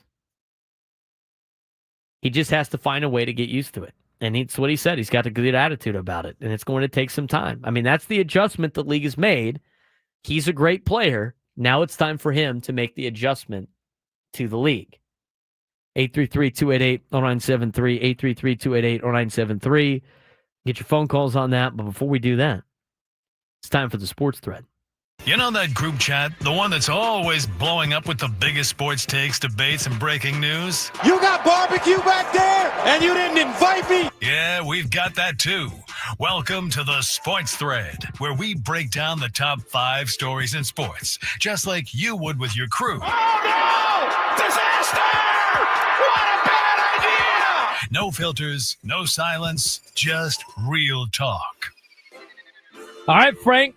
What do we got today on the sports thread? We've got a conglomerate growing here. Number 1. Paramount will be the new home for all of the UFC's future events in the U.S. under the for the next 7 years. TKO Group announced on Monday. The deal has an average annual value of $1.1 billion. Under the deal, Paramount will exclusively distribute the UFC's full slate of its 13 marqueed numbered events and 30 fight nights on its streaming platform, Paramount Plus, with select numbered events also getting simulcasted on CBS starting next year. It is a shift away from the UFC's existing pay-per-view model, which Paramount and TKO say will allow mixed martial arts programming to reach more consumers nationwide. We were going to do a thing about this. We were going to do a segment about this and how streaming is getting expensive. Is this a way that this could kind of be helping, that it's kind of getting rid of the pay-per-view market and it's now moving it all to streaming? All right, so under this deal, so they signed a deal with CBS. Paramount. Which is the parent CBS, company of CBS. right? So you have to go to their stuff for UFC content, but they're not. So they got a big enough contract where they don't have to charge for fights. Is that essentially what it is? More or less, yeah. Okay. This contract, $7.7 billion over the next 7 years, is worth more than Paramount as a whole is valued at. which is at $6.1 billion. And they'll be the exclusive because they had to do with ESPN where you had to buy a pay-per-view on the. They had ESPN Plus. You had to pay for the subscription and then buy the pay-per-view. And then the pay-per-view. But if you have Paramount Plus now, you could be able to access all the UFC fights. Yes. And then I'm sure they'd throw some of them on CBS and other stuff. They said too, some of them will be. Some of the numbered events will be on CBS. Yes. Does this mean bars aren't throwing in cover fees anymore? I think that's great news. Well, it's also interesting because it was announced last week. TKO, which owns WWE, also is now going to the ESPN's new streaming platform. So it's now you have one half of TKO is with CBS, the other half that the part that just left ESPN to go to Paramount is now there's another part that's going to ESPN. So it's odd. And yeah, as Jason in the chat said, Monopoly much. Yeah, this is it. Getting pretty close to it. Yeah. We'll talk about the streaming when we come back at noon. I can't imagine they're going to find ways to charge you more for stuff. But you know what? You don't have to pay for fights now. You just pay for the streaming service. I think that's a little bit better.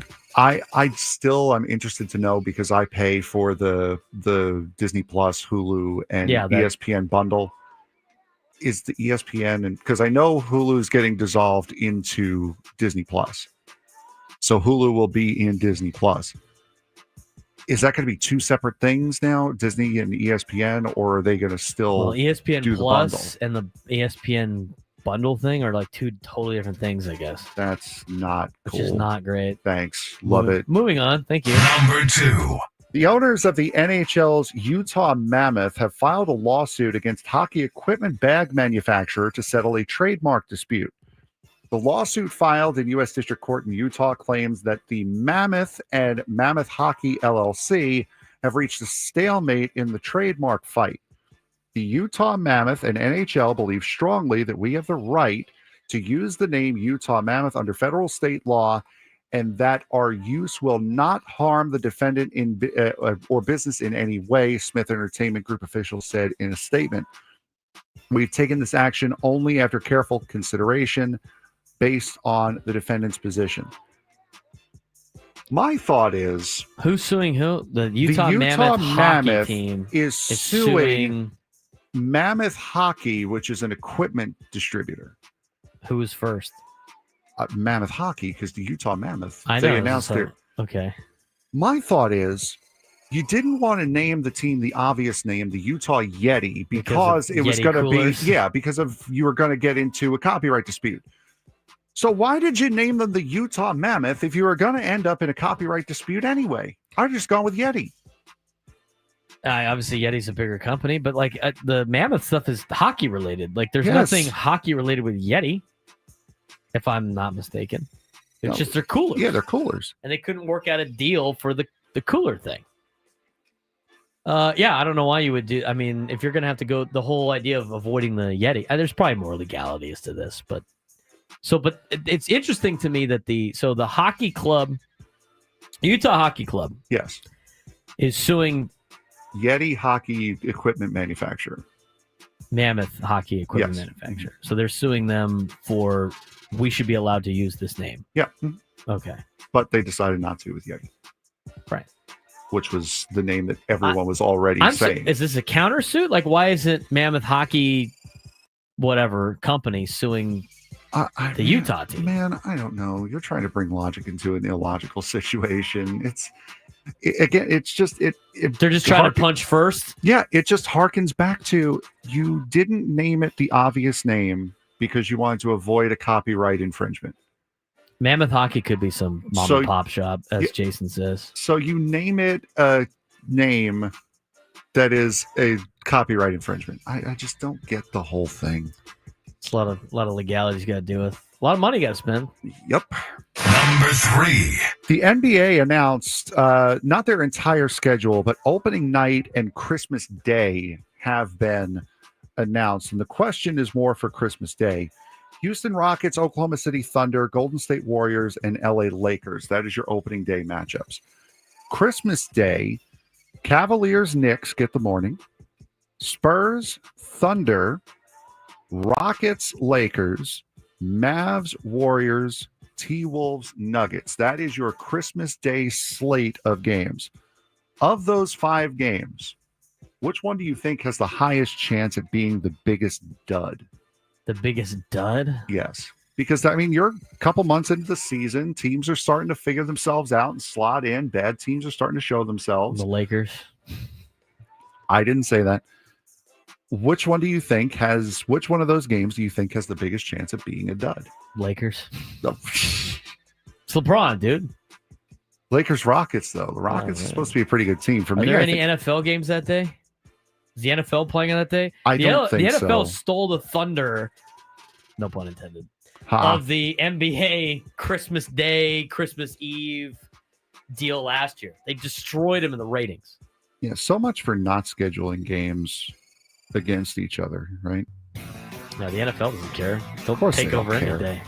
Speaking of the NFL and streaming too far, you thought that was expensive? This happens every year about how much money you'd have to spend to watch all the NFL games. You drop it $1,200 on the National Football League this year? That's kind of ridiculous. We'll talk about how all the fees play out and the streaming side of sports when we come back. Braden Surprenant Show rolls on.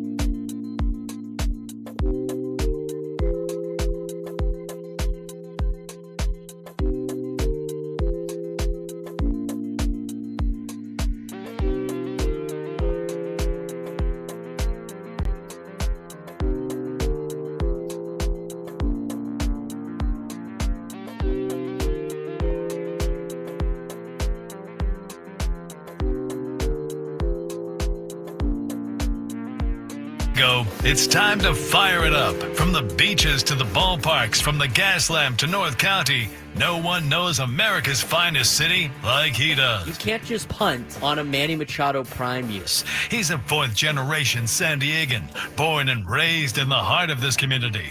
Passionate, opinionated, and always bringing you the real talk on your teams, your city, and everything in between. Braden totally knows his stuff. He's ready for the next step. That guy is good. Live and local, it's the Braden Surprenant Show. But I think Braden's one of the up-and-coming young stars in the media game in San Diego. Now, here's your host, Braden Surprenant. New lunchtime hour brought to you by the Craft Taco. Both flavors at 2 locations, Sorrento Valley and inside Balboa Park's Natural History Museum. I got to say, Frank didn't get distracted I found it. by the meerkat or whatever was on there. I got it. He went to the Natural History Museum. He saw the Craft Taco. He knew where it was. He was unfazed by the white sign on the white wall. What looked like a coffee shop. He goes in there. He redeems himself. And the guy had a lot of tacos. 2.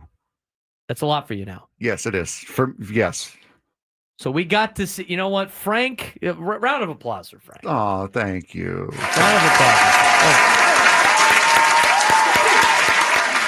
Guy went out and actually went to Craft Taco. Now we got to get him to the Sorrento Valley one, but you know what? We're making progress here. What did you get at Craft Taco? Because when Eddie came in and brought in all the different, we had a lot of different flavors, a lot of different deals, right? So not everything. Frank's a simple connoisseur. Guy, yeah. So Frank got to go his own little way. He got to order exactly what he wanted at the Craft Taco. So what did you get 2 of the same taco? Or did you get one of different? Okay. I got 2 of the same, and you ready to be disappointed? I mean, you're pretty bland. Exactly right. It was just 2 carne asada street tacos with cheese. That was it. On the blue tortilla? Yeah, of course. The blue maza? Yep. Mm-hmm. What did your buddy get? I don't even know. Honestly, he ordered separate from me. It was carne asada. There was cheese. He had guac on there. I don't remember exactly what he got. And no ketchup on them. Right. No ketchup. Which is great. I honestly think I would have become an exhibit in the Nat. If you put ketchup on the, did you see Roman Anthony's thing about ketchup? Yes, he wants to get rid of ban people that enjoy ketchup or something like that. Yeah. Well, it's Roman Anthony, hatred for ketchup. I want to ban you now. It's a good thing Crumb didn't work this weekend because he's usually the road show guy. Yes. I saw that. He was just saying a fight breakout. No ketchup. Roman Anthony, no ketchup. All right. Well, I'm glad you got Craft Taco. I was out in La Mesa over the weekend. Mm-hmm. I was unable to go to the couple of barbecue spots I want to go to, but I do need to hit up some of these spots. Cali Barbecue said anytime we want to go out there, Frank. There we go. We could go out there. Fantastic. I do want to try the Chris Ellis sandwich. Put that on the list. You missed Friday, dude. Let me actually get the list. You have to add all these barbecue places to the list. Wonderful. Love it. I heard some of it. I just don't remember all of them. I know there was, we were yelling about Yuli Gurriel being coleslaw, something like that. That was hilarious. I was dying laughing. Brad Escondido calls in and he goes, coleslaw is like Yuli Gurriel. There's no place for him on the roster. Great. And I was like, wow, shots fired at Yuli Gurriel. Who hasn't been on the roster for the last 3 months. What's the barbecue place? I'll put it on there right now. We had multiple. We had IQ Barbecue, I-QUE Barbecue. And the guy called in, and he just moved here not too long ago, and he said all the places were bad. He was like, I've tried all of them, but I did like IQ Barbecue. And I said, where is it? And he said, it's by the freeway. And I'm like, are you kidding me, dude? And he was like, I don't know the area too well. I just got to look. Freeway. It's by a freeway. It's in La Mesa, but it's like kind of on the border of the La Mesa Spring Valley border. Okay, so off the 160. Closer to me. It's off the 125-94 split deal. Oh yeah, close. Yeah, it's close to me. That's Cali Barbecue's over there too. So add Cali. It used to be Cali Comfort. I think it's just Cali Barbecue. Got it. That was on there. And then I know we got to go to Cafe Bella. That's one thing that's on the there. list. And then the other one that was on there was Smoking Jay's in Poway, which is closer to me. I don't know why I haven't been there yet. In fact, one of my friends went there yesterday. Got some brisket and some pastrami or something like that. I think I've seen. Is there one of those by? I'm not a by the Smoking sports Jay's arena. expert. No, that'd be Phil's. Yeah, that's it. Okay, Phil's Barbecue. Yeah, I knew there was a barbecue place over there, but I didn't. And then there's a biscuit place that's been trying to get us biscuits. I think it's called Rise. I've been told by Marcus at the gym that is the best place ever. That's over in North Park area, off El Cajon Boulevard, I think. So add that one to the list. No, we've only got, to answer Go Aztecs, we've only got 5 on the list. And the reason why we only have 5 is because we get all these. We're so in the middle of the show that I forget to add them to the list. So there are some suggestions that I'm sure we've lost. All right, so you added all those? Yes, I've got all those. IQ, Smoking Jay's, Cali, Barbecue, and Rise. the biscuit place. Got those. People have their opinions. I got to find out for myself. There was a message I got on Instagram. Just know that Prince Street Pizza, that was one. Yeah, Nate didn't like Prince Street Pizza, I was told. I got to try it myself. It's not New York style at all. It's like Detroit style, Sicilian. It's like the square. Oh, that's the one that we have had that one. I haven't had it yet. Yes, you have. I have not had Prince Street Pizza. You had Angry Pete's. Oh, Angry Pete's. Okay, that's right. Angry Pete's Pizza. Yeah, SD Fat Loss, probably not a great sponsor for our show. No. We talk about food too much. I like Grand Ole Barbecue in Flint Springs. I don't like on the barbecue talk again. We talked about it Friday. If you missed any on Friday, tune in. Go back. You can find our stuff on Spotify, Apple Music, download the podcast, go find it there. If you haven't done so already, you can subscribe to our show on YouTube at B_SURP, youtube.com/@B_SURP. Find us, hit subscribe. We're close to 500, trying to get to 500 subscriptions. If you haven't done so already, give us a like on the YouTube page on our video. Helps with the algorithm, helps push out our product, which we love. If you haven't done so and subscribe to the fan, we're almost to 8,000 subscribers. We'd like to get to 10,000 subscribers before the end of the season. Add it to the subscribe. Click it. Takes 2 seconds. There's 174 of you watching. Hit subscribe. It helps out. Plus, gets you all your fan content from the morning show all the way through right there on your phone. For all you people that watch on your phone, your mobile device. We get the data. A lot of you guys browse to find us. If you subscribe, you don't have to browse anymore. It's just right there. Front and center. Easy to find. Makes it a lot easier for you. We're trying to help you guys out. Follow me on social media at B_SURP, at BSURP. You can follow the show at B_SURP show, BSURP show. And you can also follow Frank Marchese. And if you did follow Frank Marchese, you would have saw he got his Western Metal Supply Company building. I did get it, and I didn't have to get the pudding or any of the ice cream. I just got it. Bought the building, or somebody gave it to They you? very kindly, there were 2 ladies at the Mr. Softy, I believe it was in one. You're not going to out these people, are you? No, I'm not. Okay. They got approval before they gave it to me, so they're fine. Okay. They gave me the Western Metal Supply building. They were very, very confused as to why I wanted just that, but I got it. I was very happy. And what did I text you right after that? I said, I got it. Now what do I do? You could turn into you can have it in your car. It can hold your keys and stuff like that, or spare change, or when you get home, it could be like, here's my little Western Metal building to put stuff in. You could also reuse it. Stop it. You could also reuse it. I could. Oh no, it's for ice cream at your house. Yeah, no, that's the plan. That is definitely the plan. The funny part is that our freezer's so small, we don't have room for ice cream. Oh, well, you know what? Go to Baskin Robbins. Can you fill in this? Yeah, exactly. I'm sure that's gonna work out for you. He also went to Craft Taco. He's did a lot of fun stuff, a lot of touristy things this weekend with his buddy. It is Marks nice. 324. Marks with a Z. It is very nice to be a tourist in your own city every now and again. Because sometimes you take advantage of you take for granted, I should say, a lot of the things that you see every single day. So to go on the Midway, to go to Cabrillo, to go to Balboa and just walk around, it was a very, very nice weekend. One of my college roommates and his wife are coming Labor Day weekend, and I know it's hard for me to be able to, with everything I do, but they're coming Labor Day weekend and show them around. It's fun to go show people. I can go to Coronado for the day. And go to so many places you can go to. Yeah, there were some of the things that, because he came by himself, his wife and his kids stayed home, but there were a lot of things that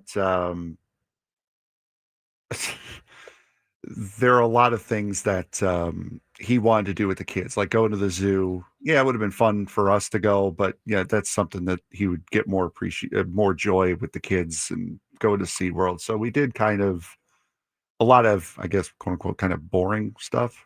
But there was a lot of stuff that he would have gotten more enjoyment out of with his kids. So, it's not enjoyable? Seeing the post of how much money you got to spend to watch every NFL game this year. And here's the thing. Like, I don't have to do this because there's some games I don't care about watching. And some of these subscriptions, my family and I, like, all kind of have to, like, kind of share, right? So, like, one person pays for Prime. The other person pays for Netflix. Somebody pays for whatever. To access all nationally and regionally televised NFL games, which I don't know why you would have to watch every NFL game. I like Red Zone. That's about it. I don't need Sunday Ticket anymore because I don't root for a team. Therefore, I do not need to watch every one of their games.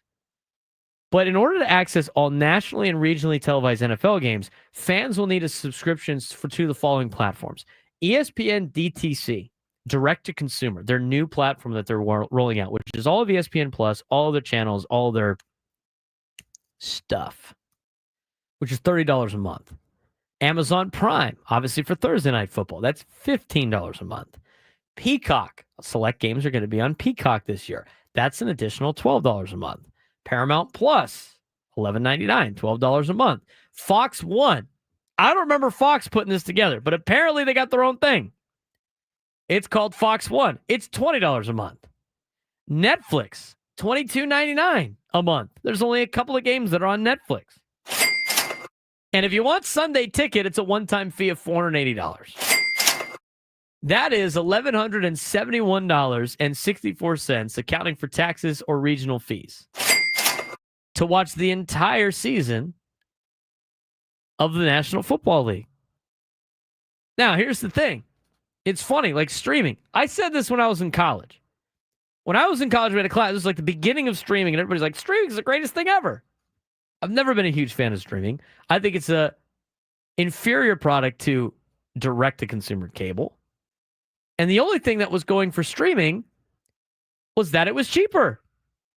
Hey, for $5 a month, you can watch all this content we have. There's no ads. I can watch it when I want. It was great. But the reason it was great is because it was cheap. That's why everybody was cutting the cord for cable.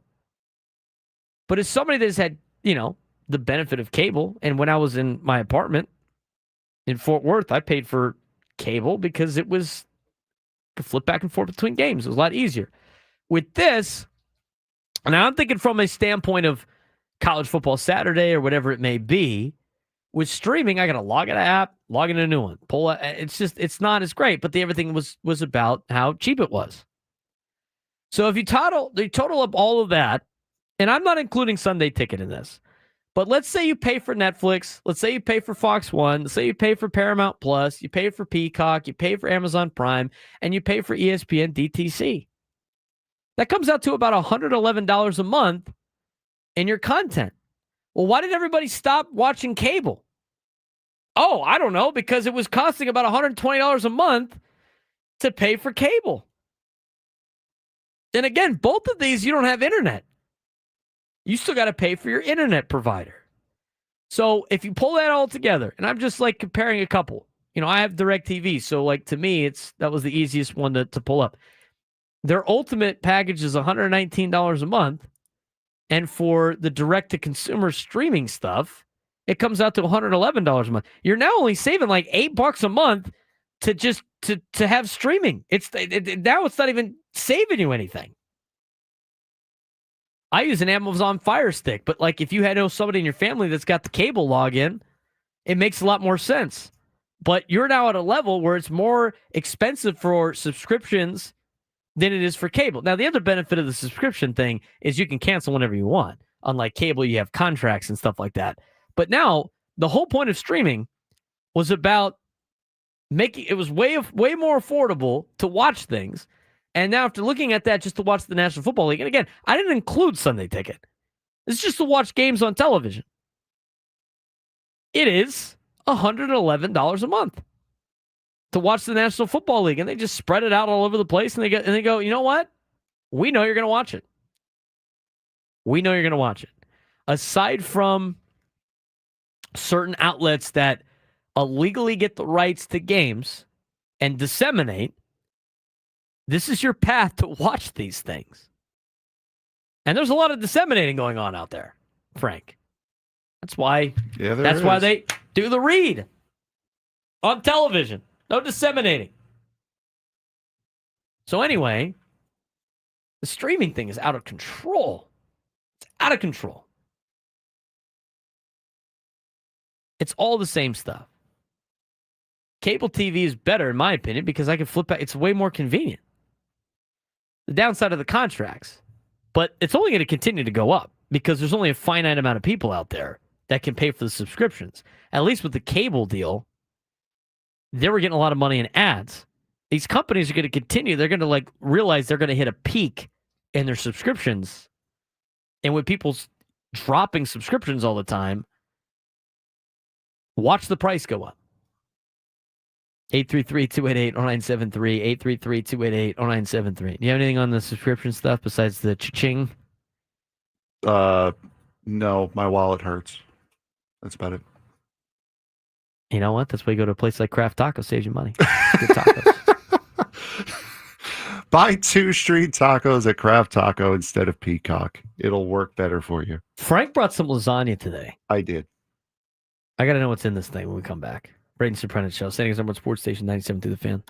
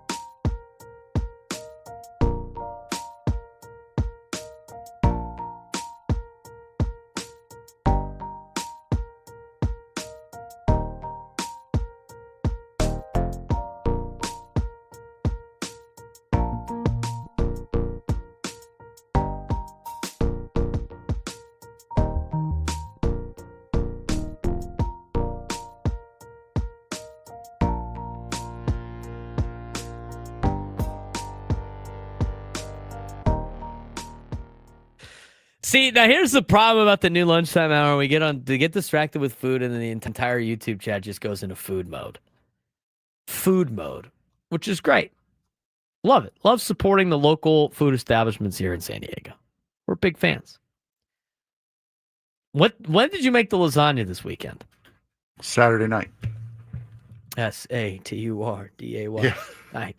I show up to work today, and Frank's like, "There's a plate with your name on it in the fridge," and I said, "What?" Oh, really? I'm like, "Did somebody leave me something?" I was like, "Did you bring me something?" He's like, "Yeah." So I open up the fridge. Now Frank brings during the last show, the Christmas show. At least when Ben and Woods does the Christmas show, Frank brings a delicious cheesecake. My dad's cheesecake. Delicious. You don't make it? Your dad makes it? My dad makes it. You need to I learn how will to not make take it. credit for that.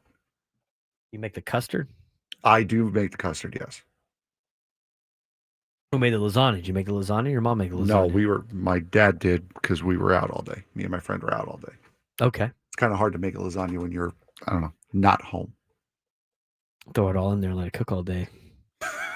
All right. What is in this lasagna? Because you had on the thing that you're like, what's your ideal lasagna? What is in this lasagna? What is in the Marchese family lasagna? Ricotta cheese. Ricotta? Palio ricotta, which you can get at Mona Lisa's or at Restaurant Depot. If you get any other ricotta cheese, you're doing it wrong.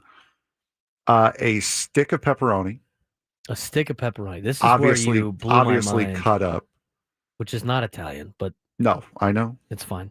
You gotta jazz it up American lasagna. It's fine. So Italian sausage. So you get ricotta and the pepperoni and Italian sausage. And meatballs. Do you make the meatballs? Yes. Homemade meatballs. Sausage from Mona Lisa? Sausage from Restaurant Depot, actually. Oh, nice. Those are very, very good. I do like the wine and cheese sausage at Mona Lisa's. I have not had that one yet. That I did good. see it, but I have not had it yet. They got a spicy one too. It's pretty good. Yes. All right. So how do you? Are we going? You go uncooked noodles in there, or do you cook the noodles first? No, boil the noodles first. So you're cook the noodles first. Yeah, boil the noodles first. We usually go uncooked noodles in there. All right. Let it bake. Fair enough. Sauce, noodles, toppings, cheese, and then just repeat 3 or 4 times. I was gonna say, let's layer it. Yep. That sounds delicious. Oh, it's amazing. I can't wait to have some. I was gonna say you will find out after the soon. show. I got some time. I don't have to be at practice till 3:15, so I'll dive into lasagna. What is in your idea? That's obviously your guys' ideal lasagna. Yes. Mm-hmm. Do you get lasagna at restaurants ever? Very, very rarely do we go to Italian restaurants because we know we could do better. I say the same thing. Unless it's a family member that owns said Italian restaurant. Yes. Or family friend. Then they're at that trust level. Then we support local businesses. That's right. And then we go back to the deal. For us, I think we use mostly Italian sausage. Okay. In there, sometimes the meatballs, but it just depends on what we're feeling. Mm-hmm. I think they throw in some. Sometimes spinach gets thrown in there. I don't really need the spinach. I mean, it just kind of depends. But the ricotta is necessary. Maybe the ricotta and a little mozz. Maybe throw some mozz in there. Oh, yeah, mozzarella on top, of course. It's good stuff. I never order pasta or steak at a restaurant because I could do it better and cheaper. Attaboy. Yes, saturated fats. That's usually the case. You go to a restaurant for like the aroma and the good times, and you don't have to cook. That's what you go to the restaurant for. But as we mentioned with the barbecue talk, you want the best barbecue when you go to Texas. It's at somebody's house. Yeah, just like it is for most of the places. Exactly. So I can't wait to try the lasagna. Should be good stuff. Yeah. All right. We talked about the streaming being too far. We talked about Fernando. We talked about Michael King's return from injury slightly. What we haven't talked about is how realistic it is for the San Diego Padres to win the National League West. There was an article about it on CBSSports.com. Now, we've looked at some of the numbers. We looked at the percentages, right? And if the Padres win this amount of games, they have this percentage chance of making the postseason. They have this percentage chance of getting this seed, yada, yada, yada, yada. If the Padres do in fact, let's put it this way. We'll give a shout out to Prolific. If the Padres, in fact, get to the 96 win mark, as Prolific guessed at the beginning of the season, they would have a 53% chance of getting the 2 seed in the playoffs. 96 wins most likely gets you a division title. is what that is saying. Because you cannot get to that point. You cannot get the 2 seed without winning the division. Now, they also have a 17% chance, if they win 96 games, of getting the 3 seed, which means they have, at that point, with the 17% for the 3 seed and a 12% chance for the 1 seed, if they win 96 games, that gives them an 82% chance of winning the division. That's going 30-14 in their next 44 games. That's winning 68% of the games. If the Padres win 68% of their games from here on out, they will have an 82% chance of winning the National League West. We'll take a deeper dive into that when we come back. How realistic is it for the Padres to win the division? I think these next 13 games are going to be really telling in the division race as we continue on the Braden Surprenant Show, standing as number one sports station 97 through the Fan.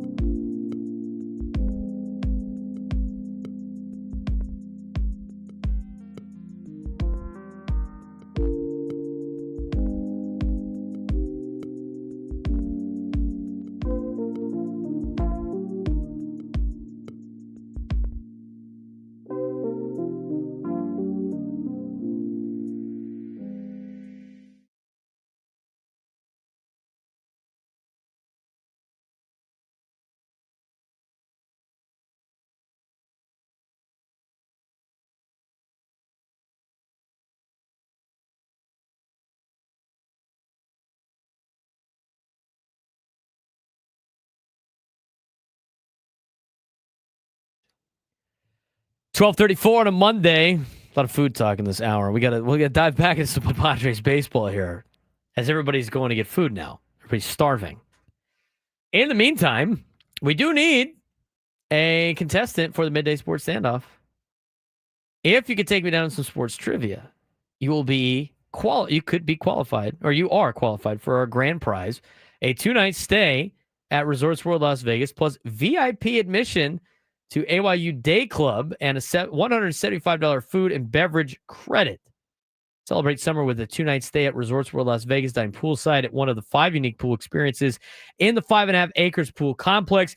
Largest elevated pool deck on the Las Vegas Strip, and experience AYU Day Club, a stunning oasis inspired by the islands of Southeast Asia, where the ultimate party concepts transform the weekend into a never-ending summer.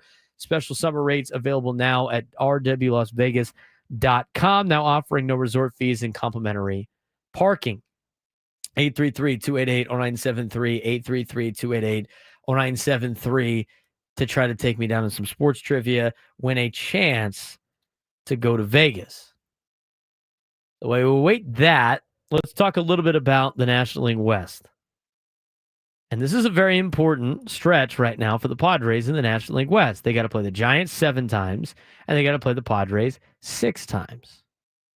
The Dodgers.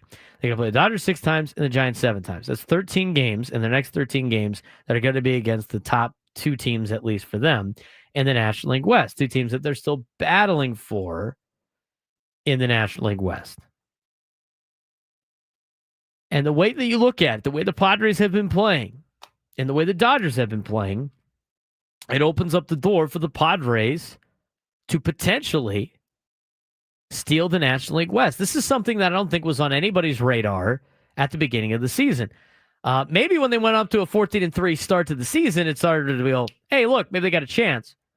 But going into the season, after them winning a World Series, after the Dodgers added more payroll, they got Tanner Scott, they went and got guys like, upgrading their bullpen with Kirby Yates and going out and getting other talent and spending all this money, the best team money could buy.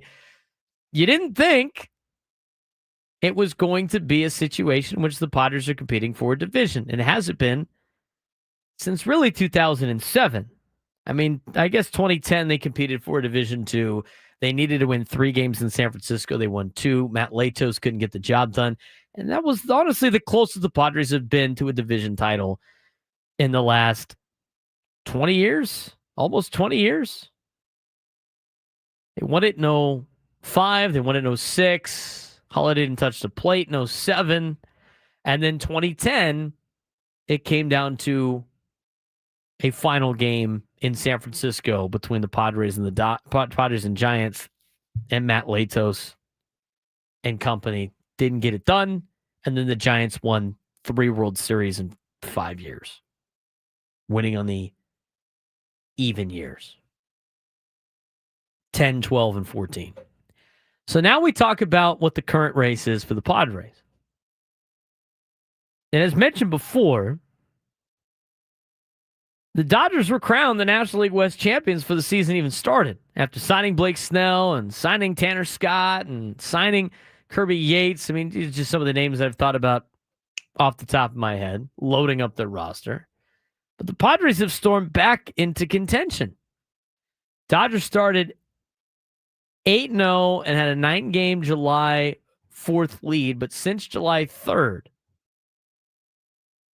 the Dodgers are 10-17 with a negative 26 run differential. Since July 3rd, 10-17. The Padres have gone 18-11 in that stretch and have a plus 27 run differential and trail by just 2 games. That lead was 9 on the 4th of July. Both have easy remaining schedules with 6 head-to-head games in mid to late August. When you look at the strengths, Michael King returning. Rotation depth with Dylan Cease, who looked good yesterday. Haven't really talked too much about him. Nick Pivetta, Yu Darvish, Nestor Cortez. Bullpen with a 2.99 ERA. Best in Major League Baseball with multiple All-Stars. And a lineup led by Manny Machado and Fernando Tatis Jr., Xander Bogaerts, who's eaten up. I mean, they had a whole segment on him on MLB Network this morning. Luis Arraez hitting 342 since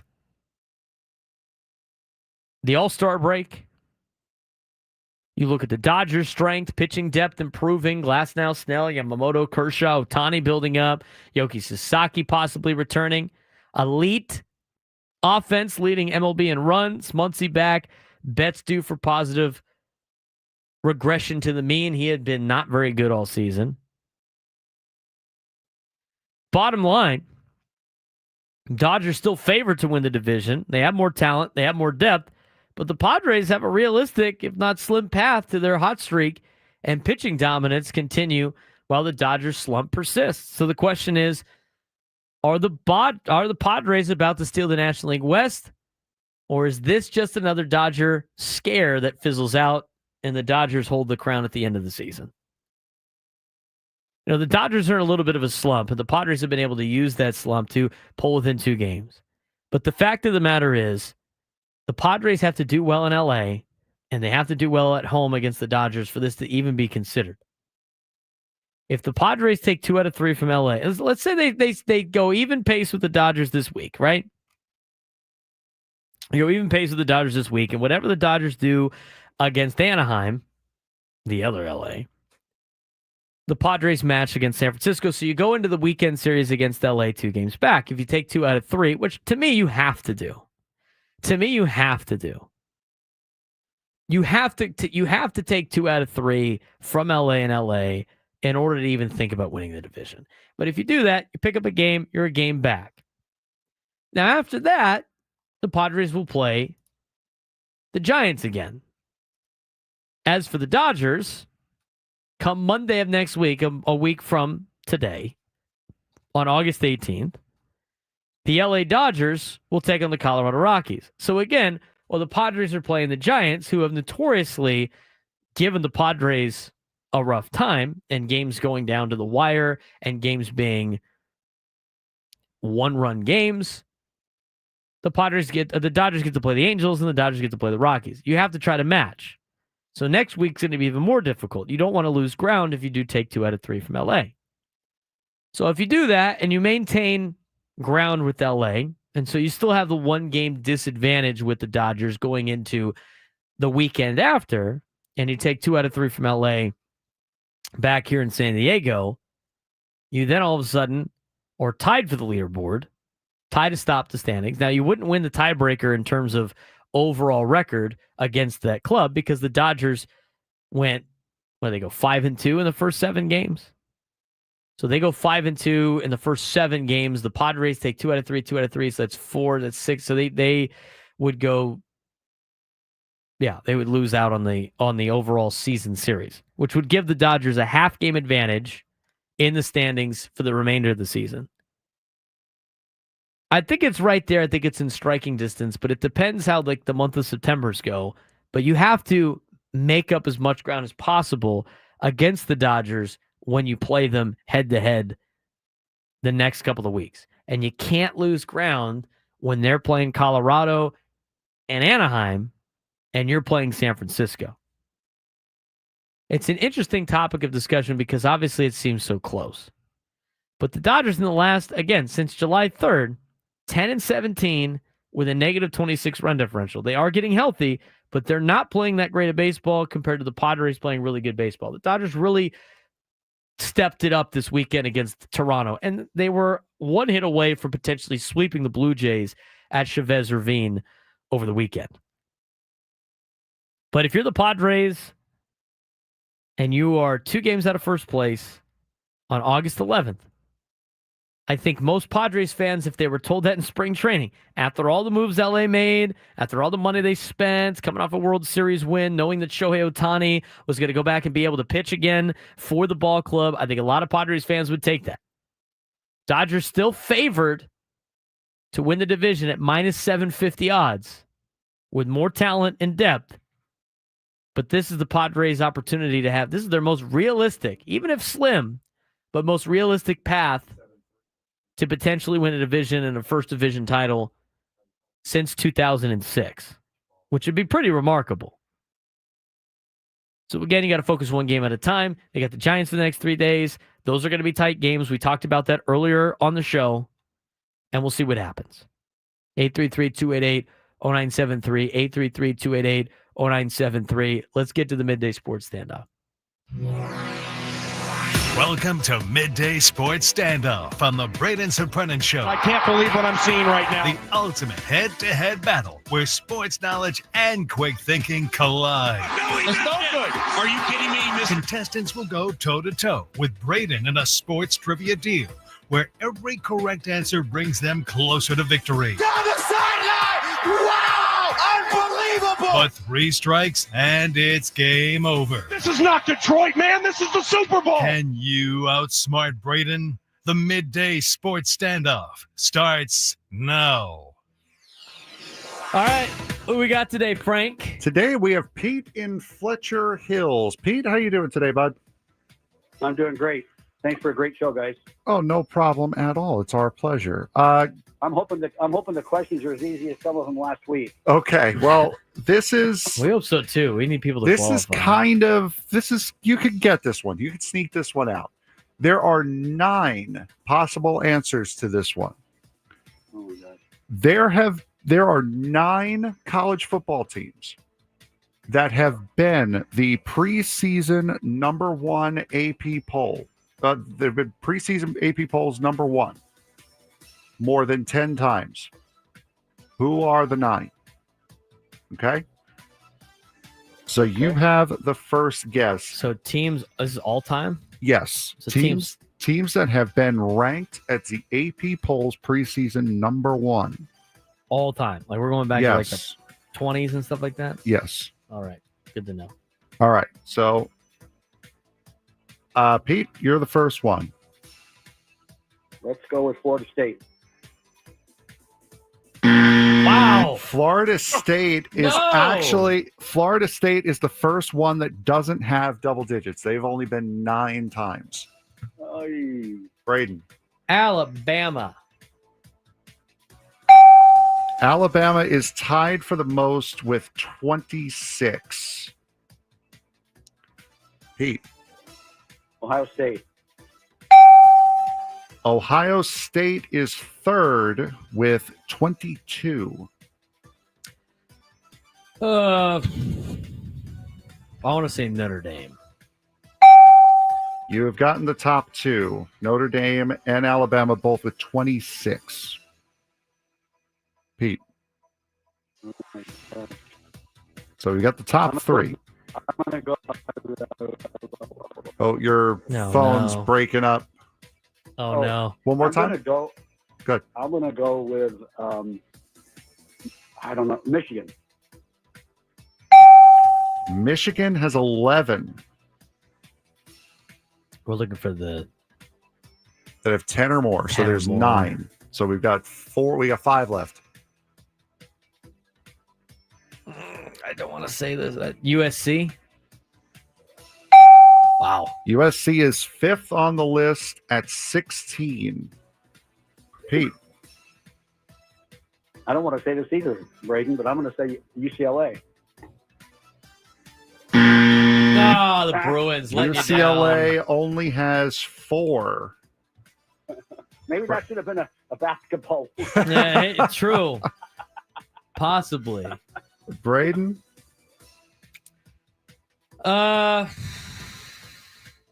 It's got to be SEC teams on there that are just dominant. I feel like they don't have enough. Georgia? They don't have enough. Georgia only has 8. So, Pete, you're on your final strike here. You got to get these right now. Oh, yeah. I'm not a big college guy. Let's go with, I don't know. Florida. Oh, really? Florida only has 8. So, Pete, I'm sorry, but that is it. So we have Notre Dame, Alabama, 1 and 2, Ohio State 3, USC 5, and Michigan at 9. Is Miami on there? Miami is on there. They're number 8, tied at 11. Okay, so how many more do we need? You got 3 left. You got 4, 6, and 7. Texas. 15. That's now you need 4 and 7. Oklahoma. Okay. Now you need number 7. They have 19. It's got to be like some older. It is a Big Ten team. Nebraska. There it is. There it is. They have 13. Nebraska was the last one I was kind of like, well, they were really good back in the day. All right, so we got them all. Nice. Fits with our next topic as well. Slides us right into our next segment pretty nicely. Which is? AP polls are out today, bud. Ah, that's right. Yeah, true. AP poll is out. I saw some Dodger fan in the chat just being stupid. That's unfortunate. I know. It's so on par, though. He goes, can you go 2 minutes without crying about the Dodgers? Was anybody crying about the Dodgers?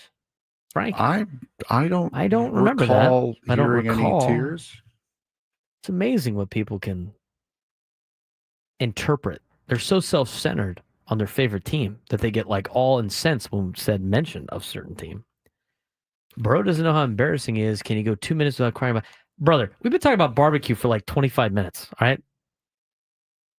I hope you do win the division. Put the banner up. So pathetic.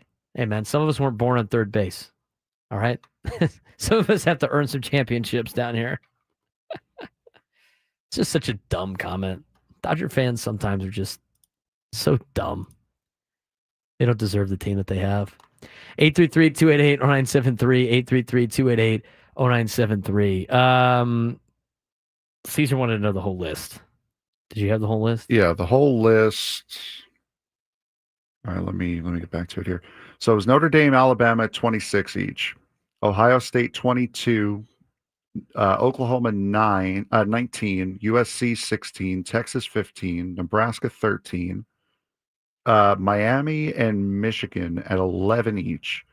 Florida State 9, Florida, Georgia 8, Clemson, Penn State, and Michigan State 7. Sparty.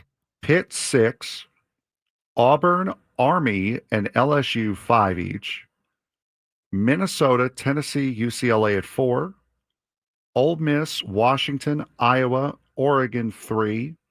Syracuse, Cal, Colorado, Mizzou, and Arizona State, Texas A&M, Maryland, and Northwestern with 2. North Carolina, SMU, Boston College, Virginia, TCU, Mississippi State. How many does TCU have on there? 1? BYU, Wisconsin, Arkansas, and Purdue with 1 each. Had to be like 1930 something after they won the national championship. The national championship stuff too. Before like there was actually a game, like everybody's like taking credit for games. Yeah. Mm-hmm. Oh no, we claimed this one. If those count for all those teams in the 40s and 30s, why shouldn't UCF's count? That's exactly right. As dumb as I don't want to now acknowledge UCF national championship. That was sickening just to say. I'm so tired of the overreacting to preseason football. The whole thing on the ESPN had this whole thing on Shedeur Sanders saying they were setting him up for failure because he was working with the third string, and then they had him start a game. Which, by the way, who do you think is starting most of the games in the preseason? Shedeur, the guys who are the third string guys. Yeah, the guys who will most likely get hurt and not matter. So they bitch, moan, and complain about Shedeur Sanders getting the start, saying it was unfair to Shedeur. And then he lights it up. He did fine, did a great job, scored 2 touchdowns, threw for 2 touchdowns, and everybody's like, he's the greatest quarterback ever. It's preseason football, man.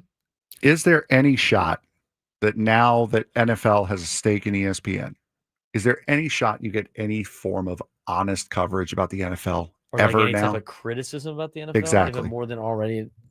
Probably not. Will you ever hear the word concussion uttered on ESPN ever again? Well, no, but CTE?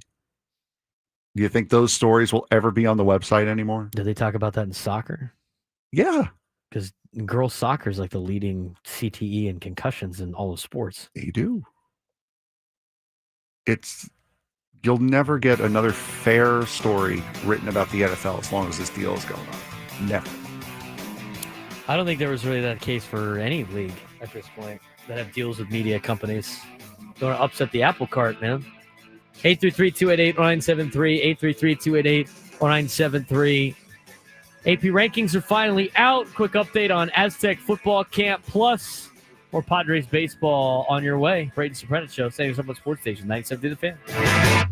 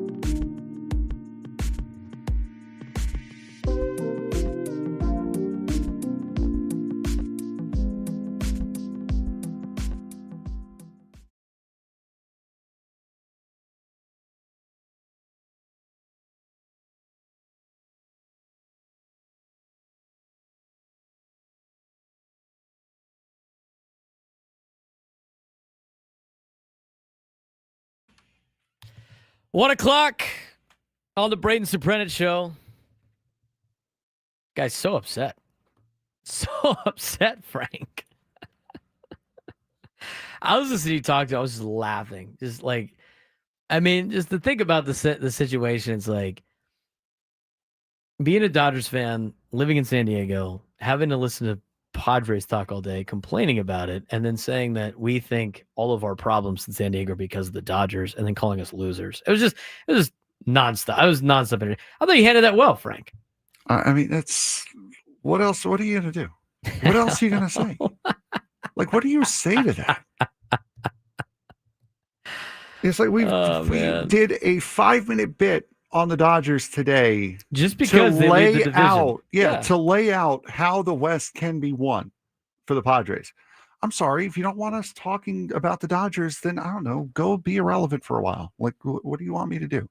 Tell the Dodgers to sit in last place for a while. Bro, you need to chill. Sounds like he's afraid. Sounds like he's afraid the little brother's going to pass the Dodgers up in the standings. That's what it sounded like. You don't give number 2 any credit unless you're concerned. 100%. That's really all there is to it. You give them no credence unless you're concerned. Yeah. At what point were we not talking about the Padres? We're worried about the Padres. I guess you're not allowed to talk about any team but the Mets then, Frank. You just worry about the Mets, dude.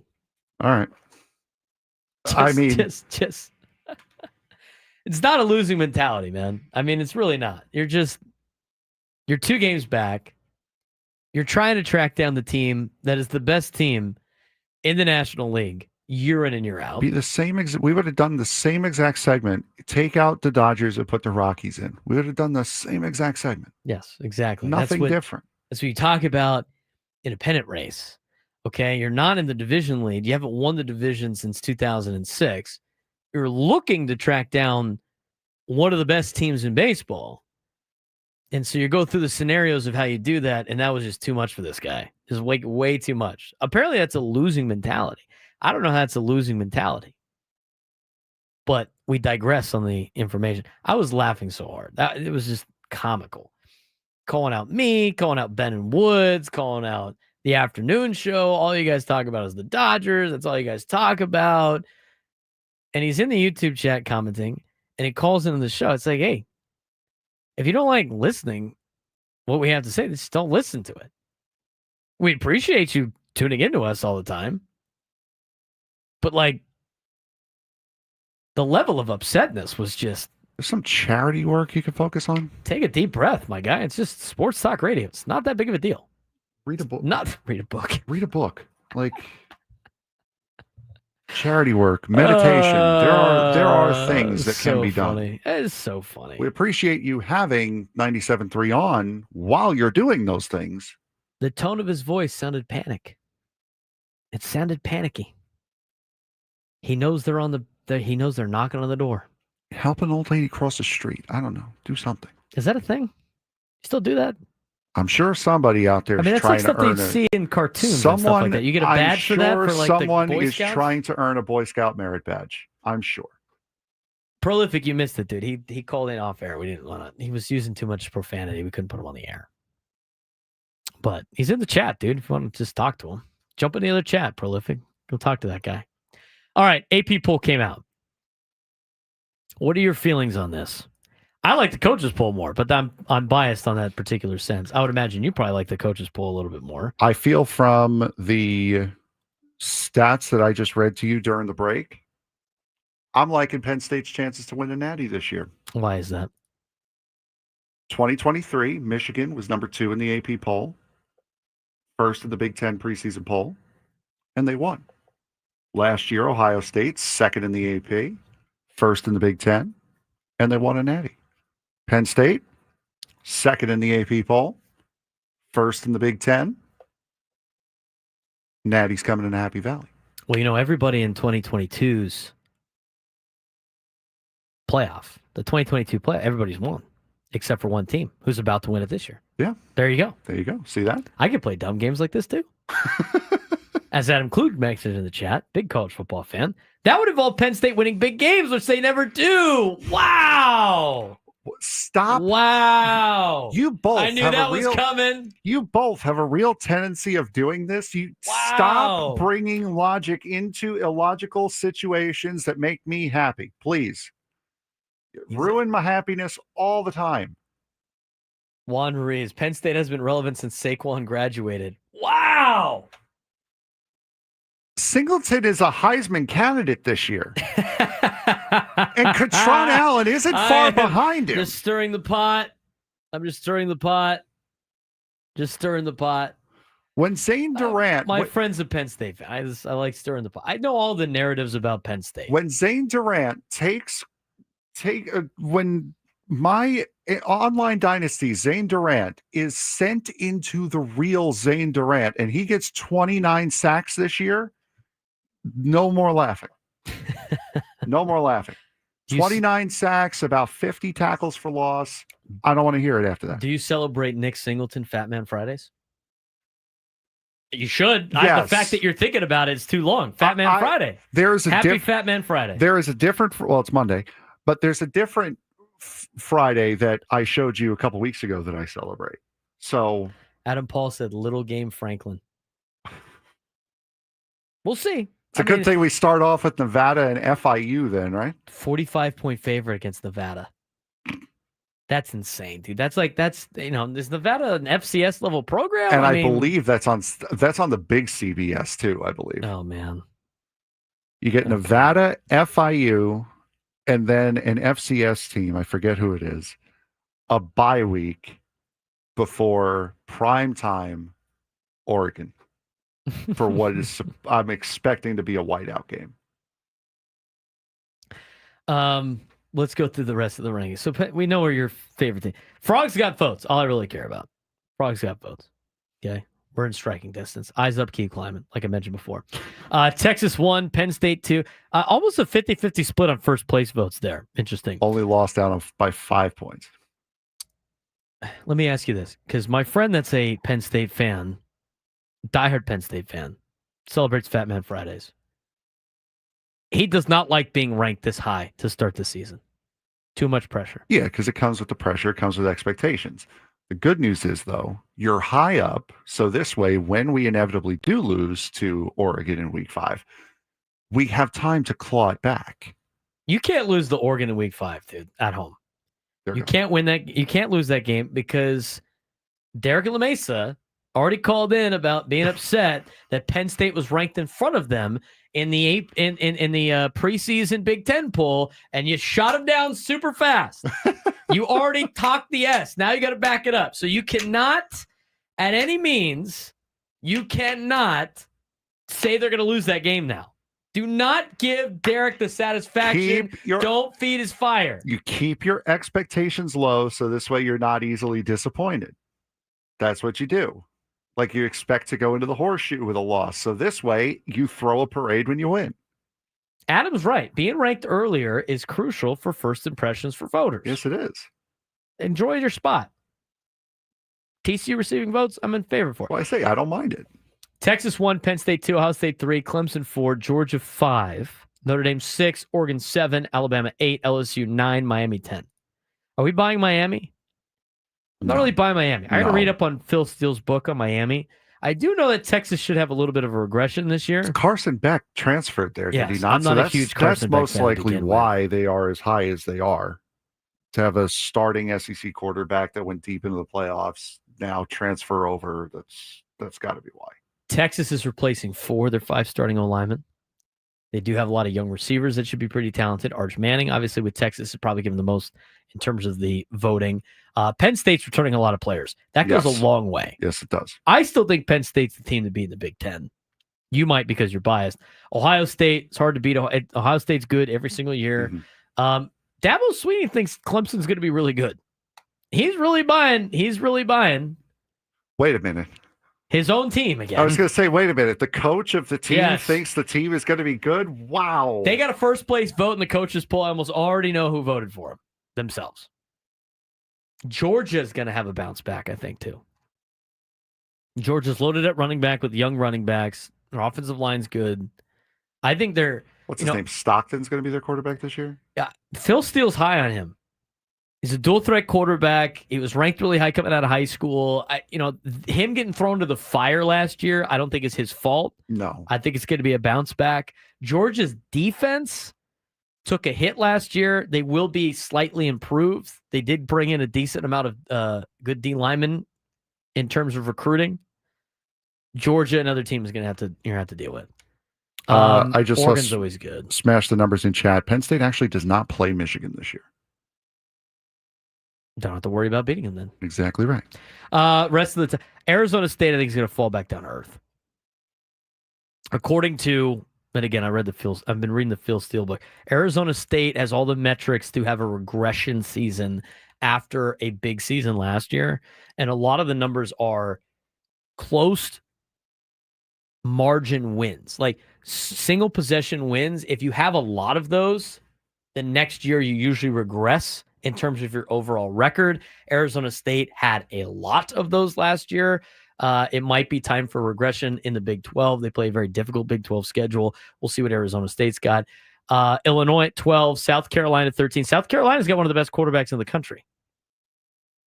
I'm blanking on his name right now, but they got good quarterback play. Michigan should be a lot better this year at number 14. Florida doesn't have to play the gauntlet of a schedule they played last year in the SEC. They come in at 15.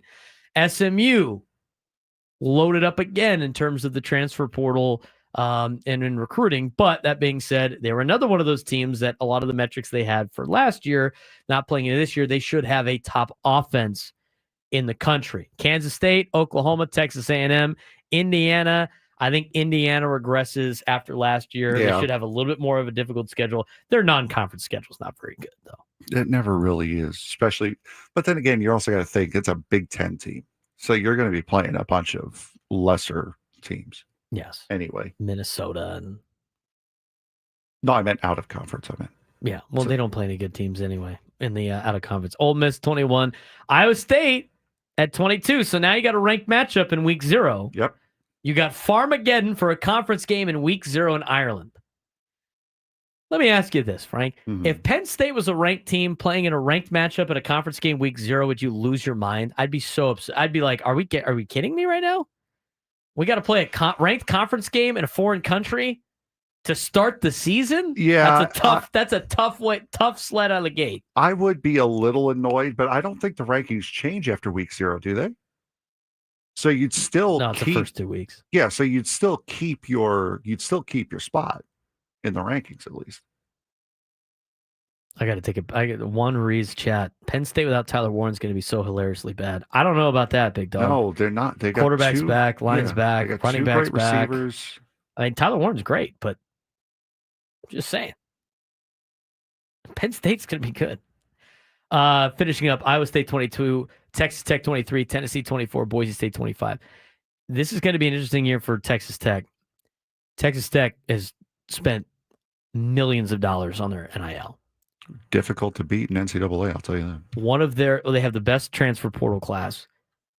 One of their alumni sold his oil company. He's worth like $4 billion now, and he's throwing all of it into Texas Tech athletics. They're the new Texas A&M, which would be really funny to see them just choke in November every single year. Texas Tech and Texas A&M are very much the same vibe. And to watch Tech just completely fold in November every year, and that being a tradition like Texas A&M has, and finishing the season 8-4, 8-5 every single year, I'm here for it. I am absolutely here for it. And by the way, don't have to play Texas Tech this year. The Frogs don't. So the saddle is ours. The saddle is ours. What's the update on Aztecs football camp, plus a preview of Padres and Giants? That will finish up our show for the next couple of segments on the Braden Surprenant Show, saying there's Sports Station 97 through the Fan.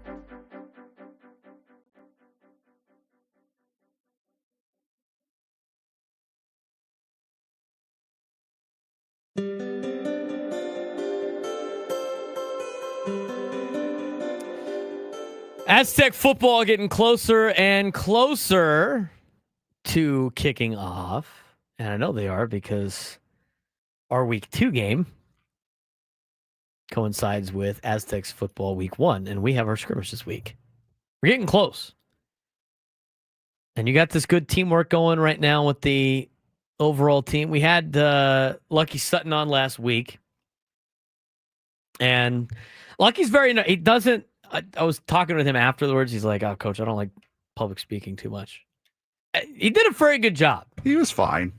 He did a good job. He was nervous. They had him doing a lot of stuff. Okay, so I understand that. We are going to have Trey White on tomorrow. Yep. Correct. So Trey White will come on. Trey, I know he played with Tano Latuli at the youth level. I've actually interviewed Trey before. I interviewed Trey White when I was doing a podcast for, I don't remember if it was for San Diego Prep Insider, if it was my own thing.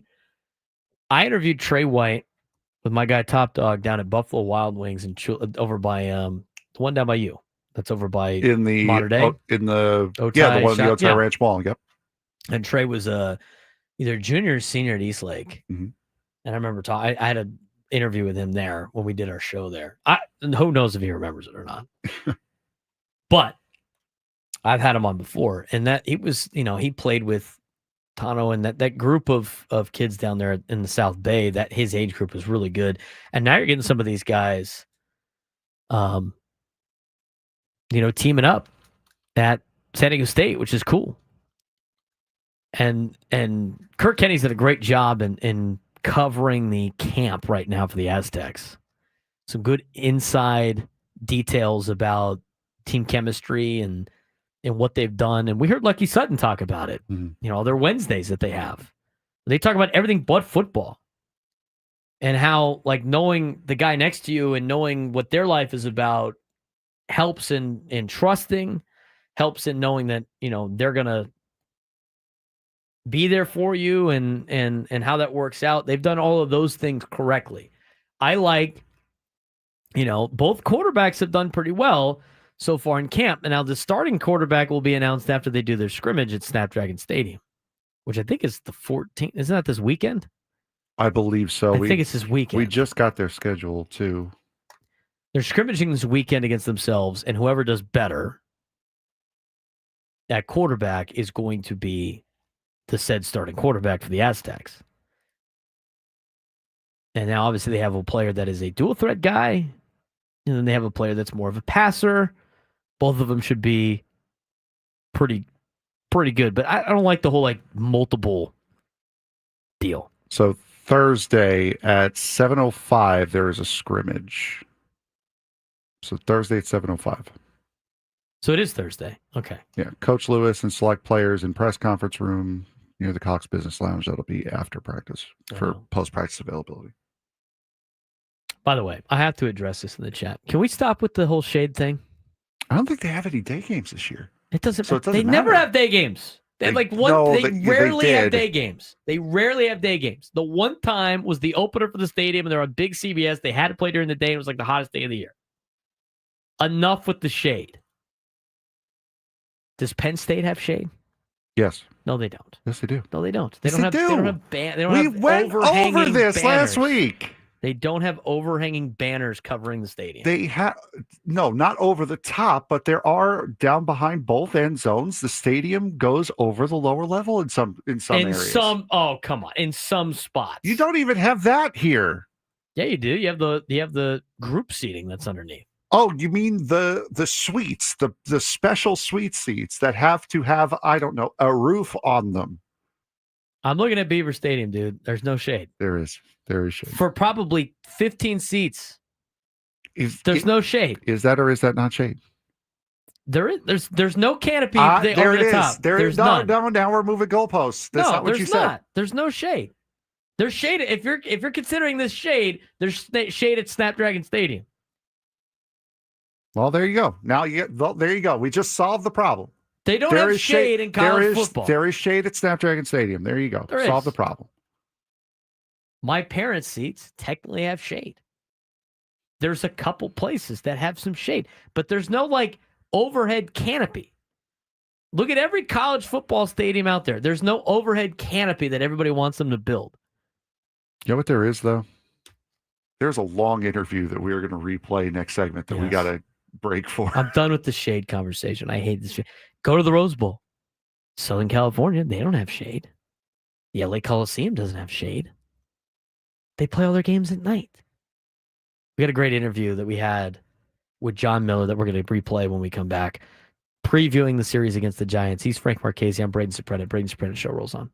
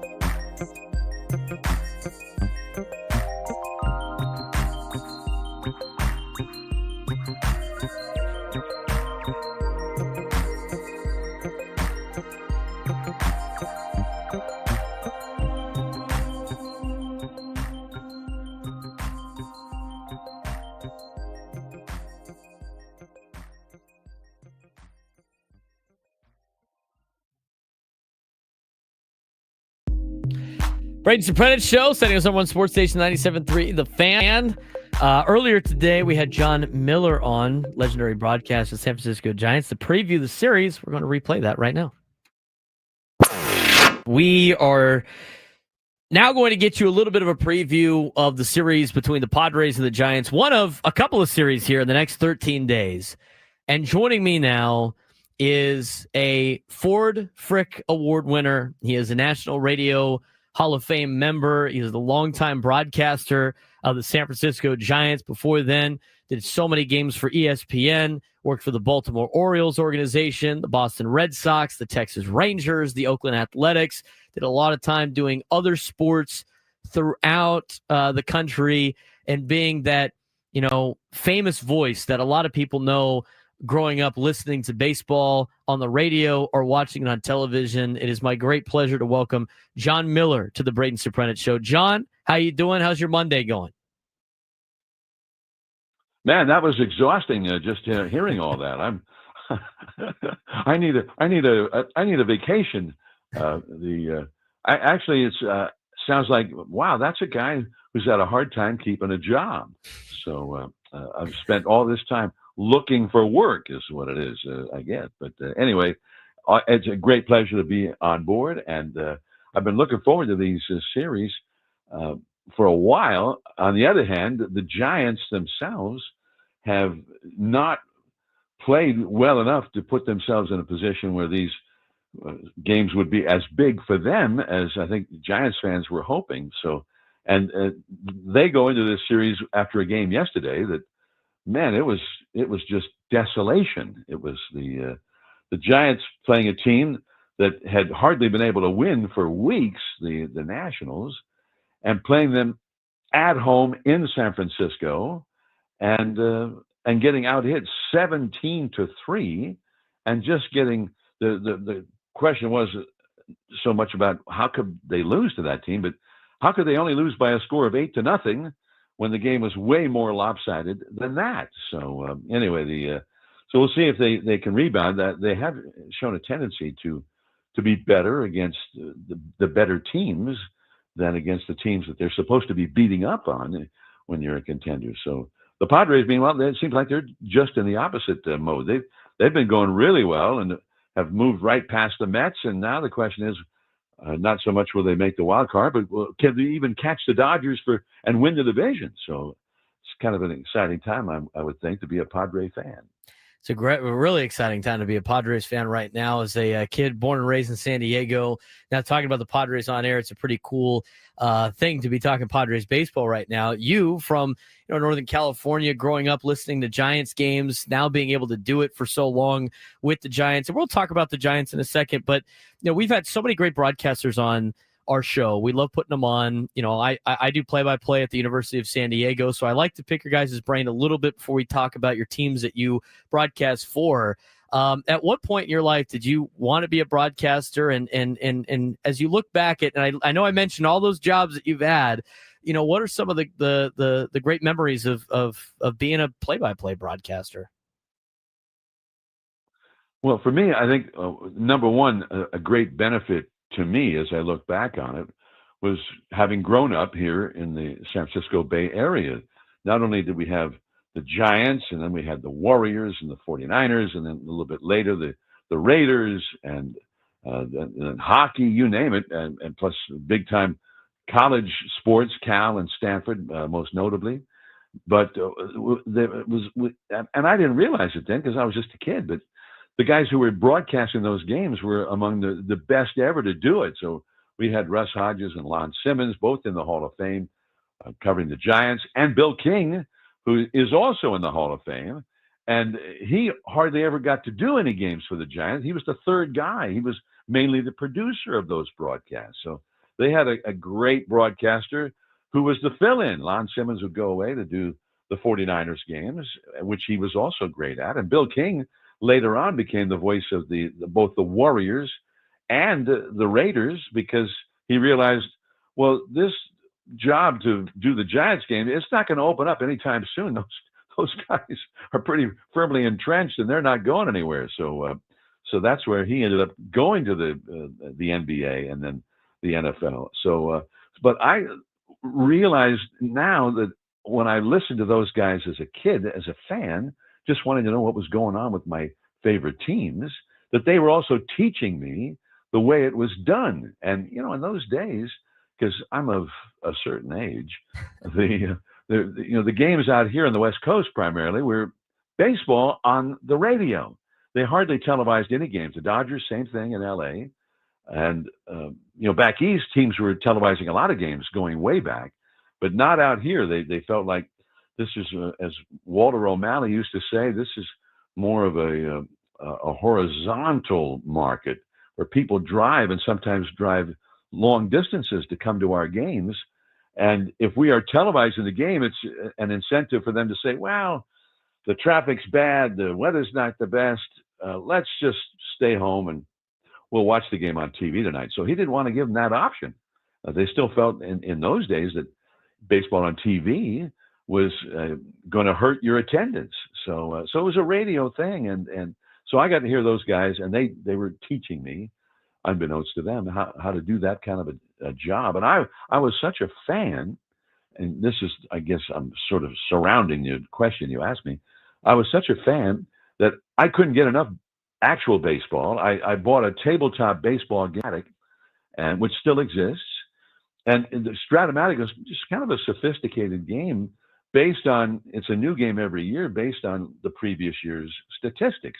Well, I would play those games, but that wasn't enough for me. I would broadcast them because it was more fun. And I was the play-by-play guy. I was the public address announcer. I was the crowd.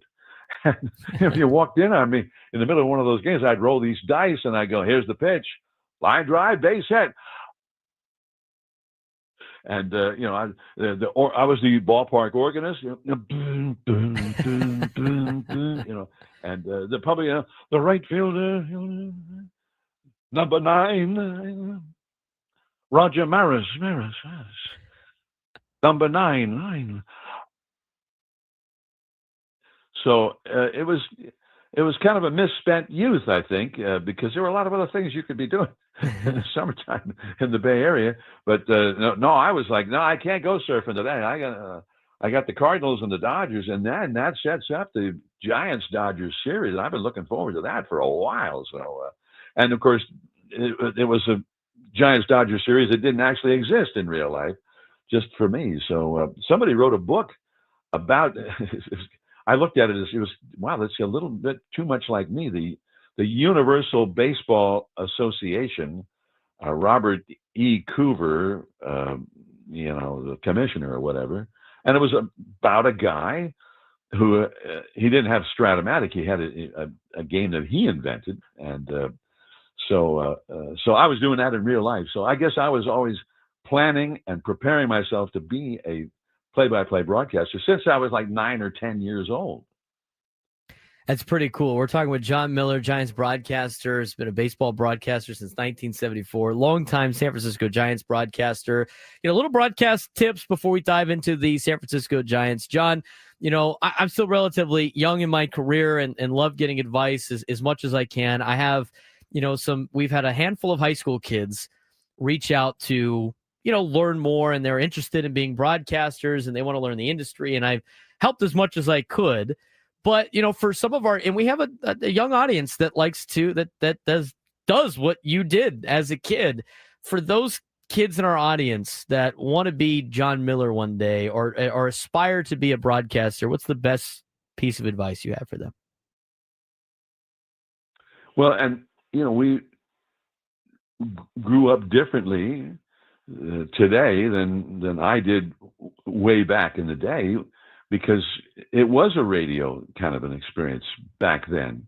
Now it's difficult to find anybody who grew up that way. Who, everybody grows up with TV and sports on TV. So, and they're really two different sort of. I like to look at it as an art form, because that makes me feel, like I'm doing something more important, but than I really am doing. But television is about the picture, and as Vin Scully used to say, providing the captions for the picture. You have to kind of pay attention to your monitor to see what's on the screen that the people are seeing, and make sure that you identify everything that they're seeing. And it's a collaborative medium. It's not just you telling the people what you think that they need to know, but the director, the producer, the people who are deciding what to put on the screen, and even more importantly, the former player that's your companion on the broadcast, and making sure that he gets ample room to point out things that maybe the fans might not have seen themselves, where they have those moments where they say, wow, I didn't even see that.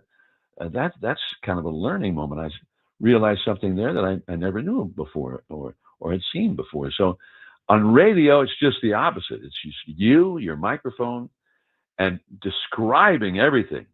You don't need to describe anything on the TV. The people can already see. You're not even necessary on the most elemental level on it. Telecast, they don't need you. They can see it already.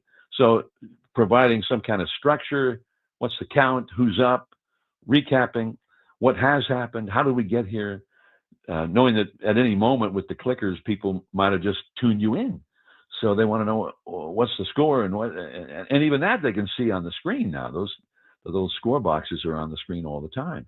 But on radio, you have to paint the picture and recap and who's up, how's the outfield playing for him? Is he right-handed? Is he left-handed? Because you're also trying to grab the attention of the listener and get them on page with you so that they are taking your descriptions and turning them into visualizations of the game. So you don't want their minds to wander, because that can happen. You hear a radio, and it's probably happened to you. You hear a game on the radio, you're in the car, and you're paying attention because you care about that game. And then all of a sudden you realize, wait a minute, he just said there's two men on. How did they get two men on? Because invariably something happens in the game, and it brings a memory of the last time maybe that you were at the ballpark, and then a memory of who you were with at that ballpark. And then you're like, oh, I need to call that person, or I need to try to get a better seat the next time. We were in the upper deck down the right field. I want to get down a little closer to the action next time. And maybe that's just me. Maybe I have a little ADHD or something, and that's the way my mind tends to roll. But whatever it is, I want to grab that listener and keep their mind from wandering and point out all kinds of little things, like when one of your top hitters, say Manny Machado or Fernando Tatis Jr. comes up. I mean, everybody knows they're right-handed batter, but I want to point that out again and maybe describe their stats, because I'm trying to grab the people and get them to start seeing that in their mind. Oh yeah, Tatis, yeah, I like the way he just looks like he's going to do some damage, the way he stands in there, and so on and so forth. So that's the whole thing that's so different, and I think it's more satisfying if you're doing the game on the radio for that reason. It's just you and your listener, and trying to give them the info you think that they need to enjoy this game. So Ernie Harwell used to talk about it, the great all-time great broadcaster, one of the best ever. And Ernie looked at it as he was providing a service. He had a very humble outlook on it. And it was not about his stories, but about providing that service. So what's the score? He wanted to give that score every minute, because people are tuning in all the time. At any given moment, a majority of your audience may have just recently tuned in, so they need the score. Once they know the score, now they're with you. Maybe you can have a little anecdote with a laugh at the end of it, and they'll laugh with you. But if they don't know the score, they're not going to laugh with you. It's like, don't tell me that story. Tell me the score, for God's sakes. And so they're just angry with you. So Ernie looked at it that way, but he used to describe it as the radio broadcast is the novel, the book, and the television broadcast is the movie version of the book. So two different things, and the listener is very much involved with you, just the way you're involved with the novel, where you see what the guy's describing. You see the heroes, and it's always unique to you the way you see them. And so anyway, so that's the fun of it. And at the same time, I'm just kind of grateful, because life is changing very fast in our technological world, and who knows how the whole radio thing is going to evolve as we go down the road in the years to come. Absolutely, John. I appreciate all of that insight. It's really, really good stuff. Giants broadcaster John Miller joining us on the Braden Surprenant Show. Let's talk about the Padres and Giants. They're going to see each other twice in the next 13 days. Padres got the Dodgers in between both Giants series. San Francisco comes in 59-59, kind of traded away players at the deadline, kind of picked away from their bullpen a little bit, but still hanging around. What is the state of the Giants that the Padres should expect these next 3 days? I think the Giants are capable. I mean, it's still a good lineup. It's capable of doing big things, but it has not been able to achieve anything consistently. And they have a lot of guys who have not done well, especially getting that big hit. They get runners on base to set things up, and then that big hit to actually cash in those runners, that has been very elusive for the Giants. And they have gone long periods of time where they just have not been able to get those big hits. And lately, it's become sort of an this is a word I learned a few years. It's become a pandemic of frustration and futility in those big moments. So anyway, I think that's been their problem, and because they're a team that doesn't hit that many home runs, they hit the long ball. They have guys who can hit the long ball, and they've added Rafi Devers. They did sell some guys for prospects, and I think they got a nice little haul in prospects for guys who can help them in the future at the deadline. But the big deal that they made was before that, well before the deadline, where they acquired Devers from the Red Sox. Now, Devers is also, he got hurt and didn't know what was going on. He thought he had a groin muscle injury, and so did the Giants. He just was not running well at all. And we were like, wait, what happened?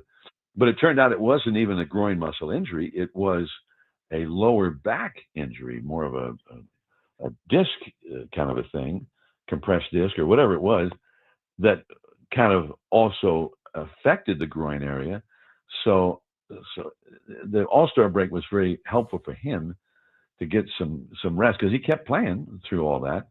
And he's also been learning how to play first base and has made some great strides in that regard. And I know Dusty Baker is still with the Giants, the great manager who's going to be in the Hall of Fame, I think, sooner rather than later.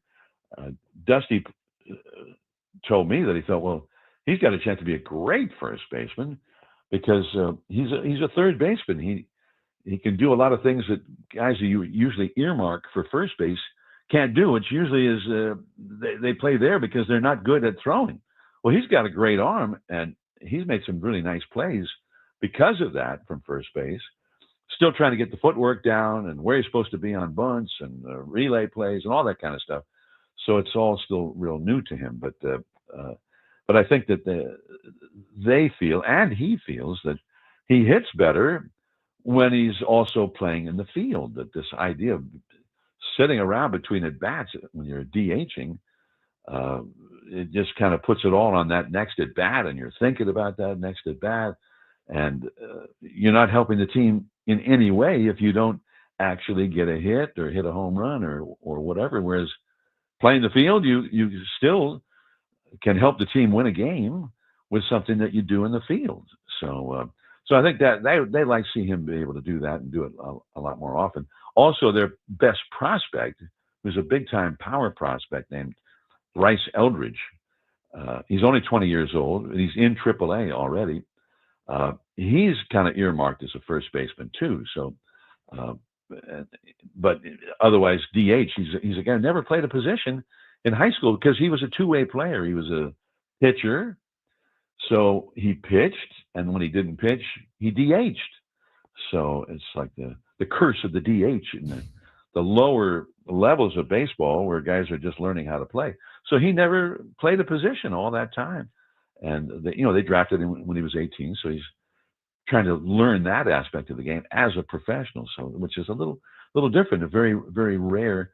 But it was because, and they signed him as a two-way guy, and decided, hey, the best thing for him in the future is for him to learn first base and not just be a DH. So he's still in that process right now.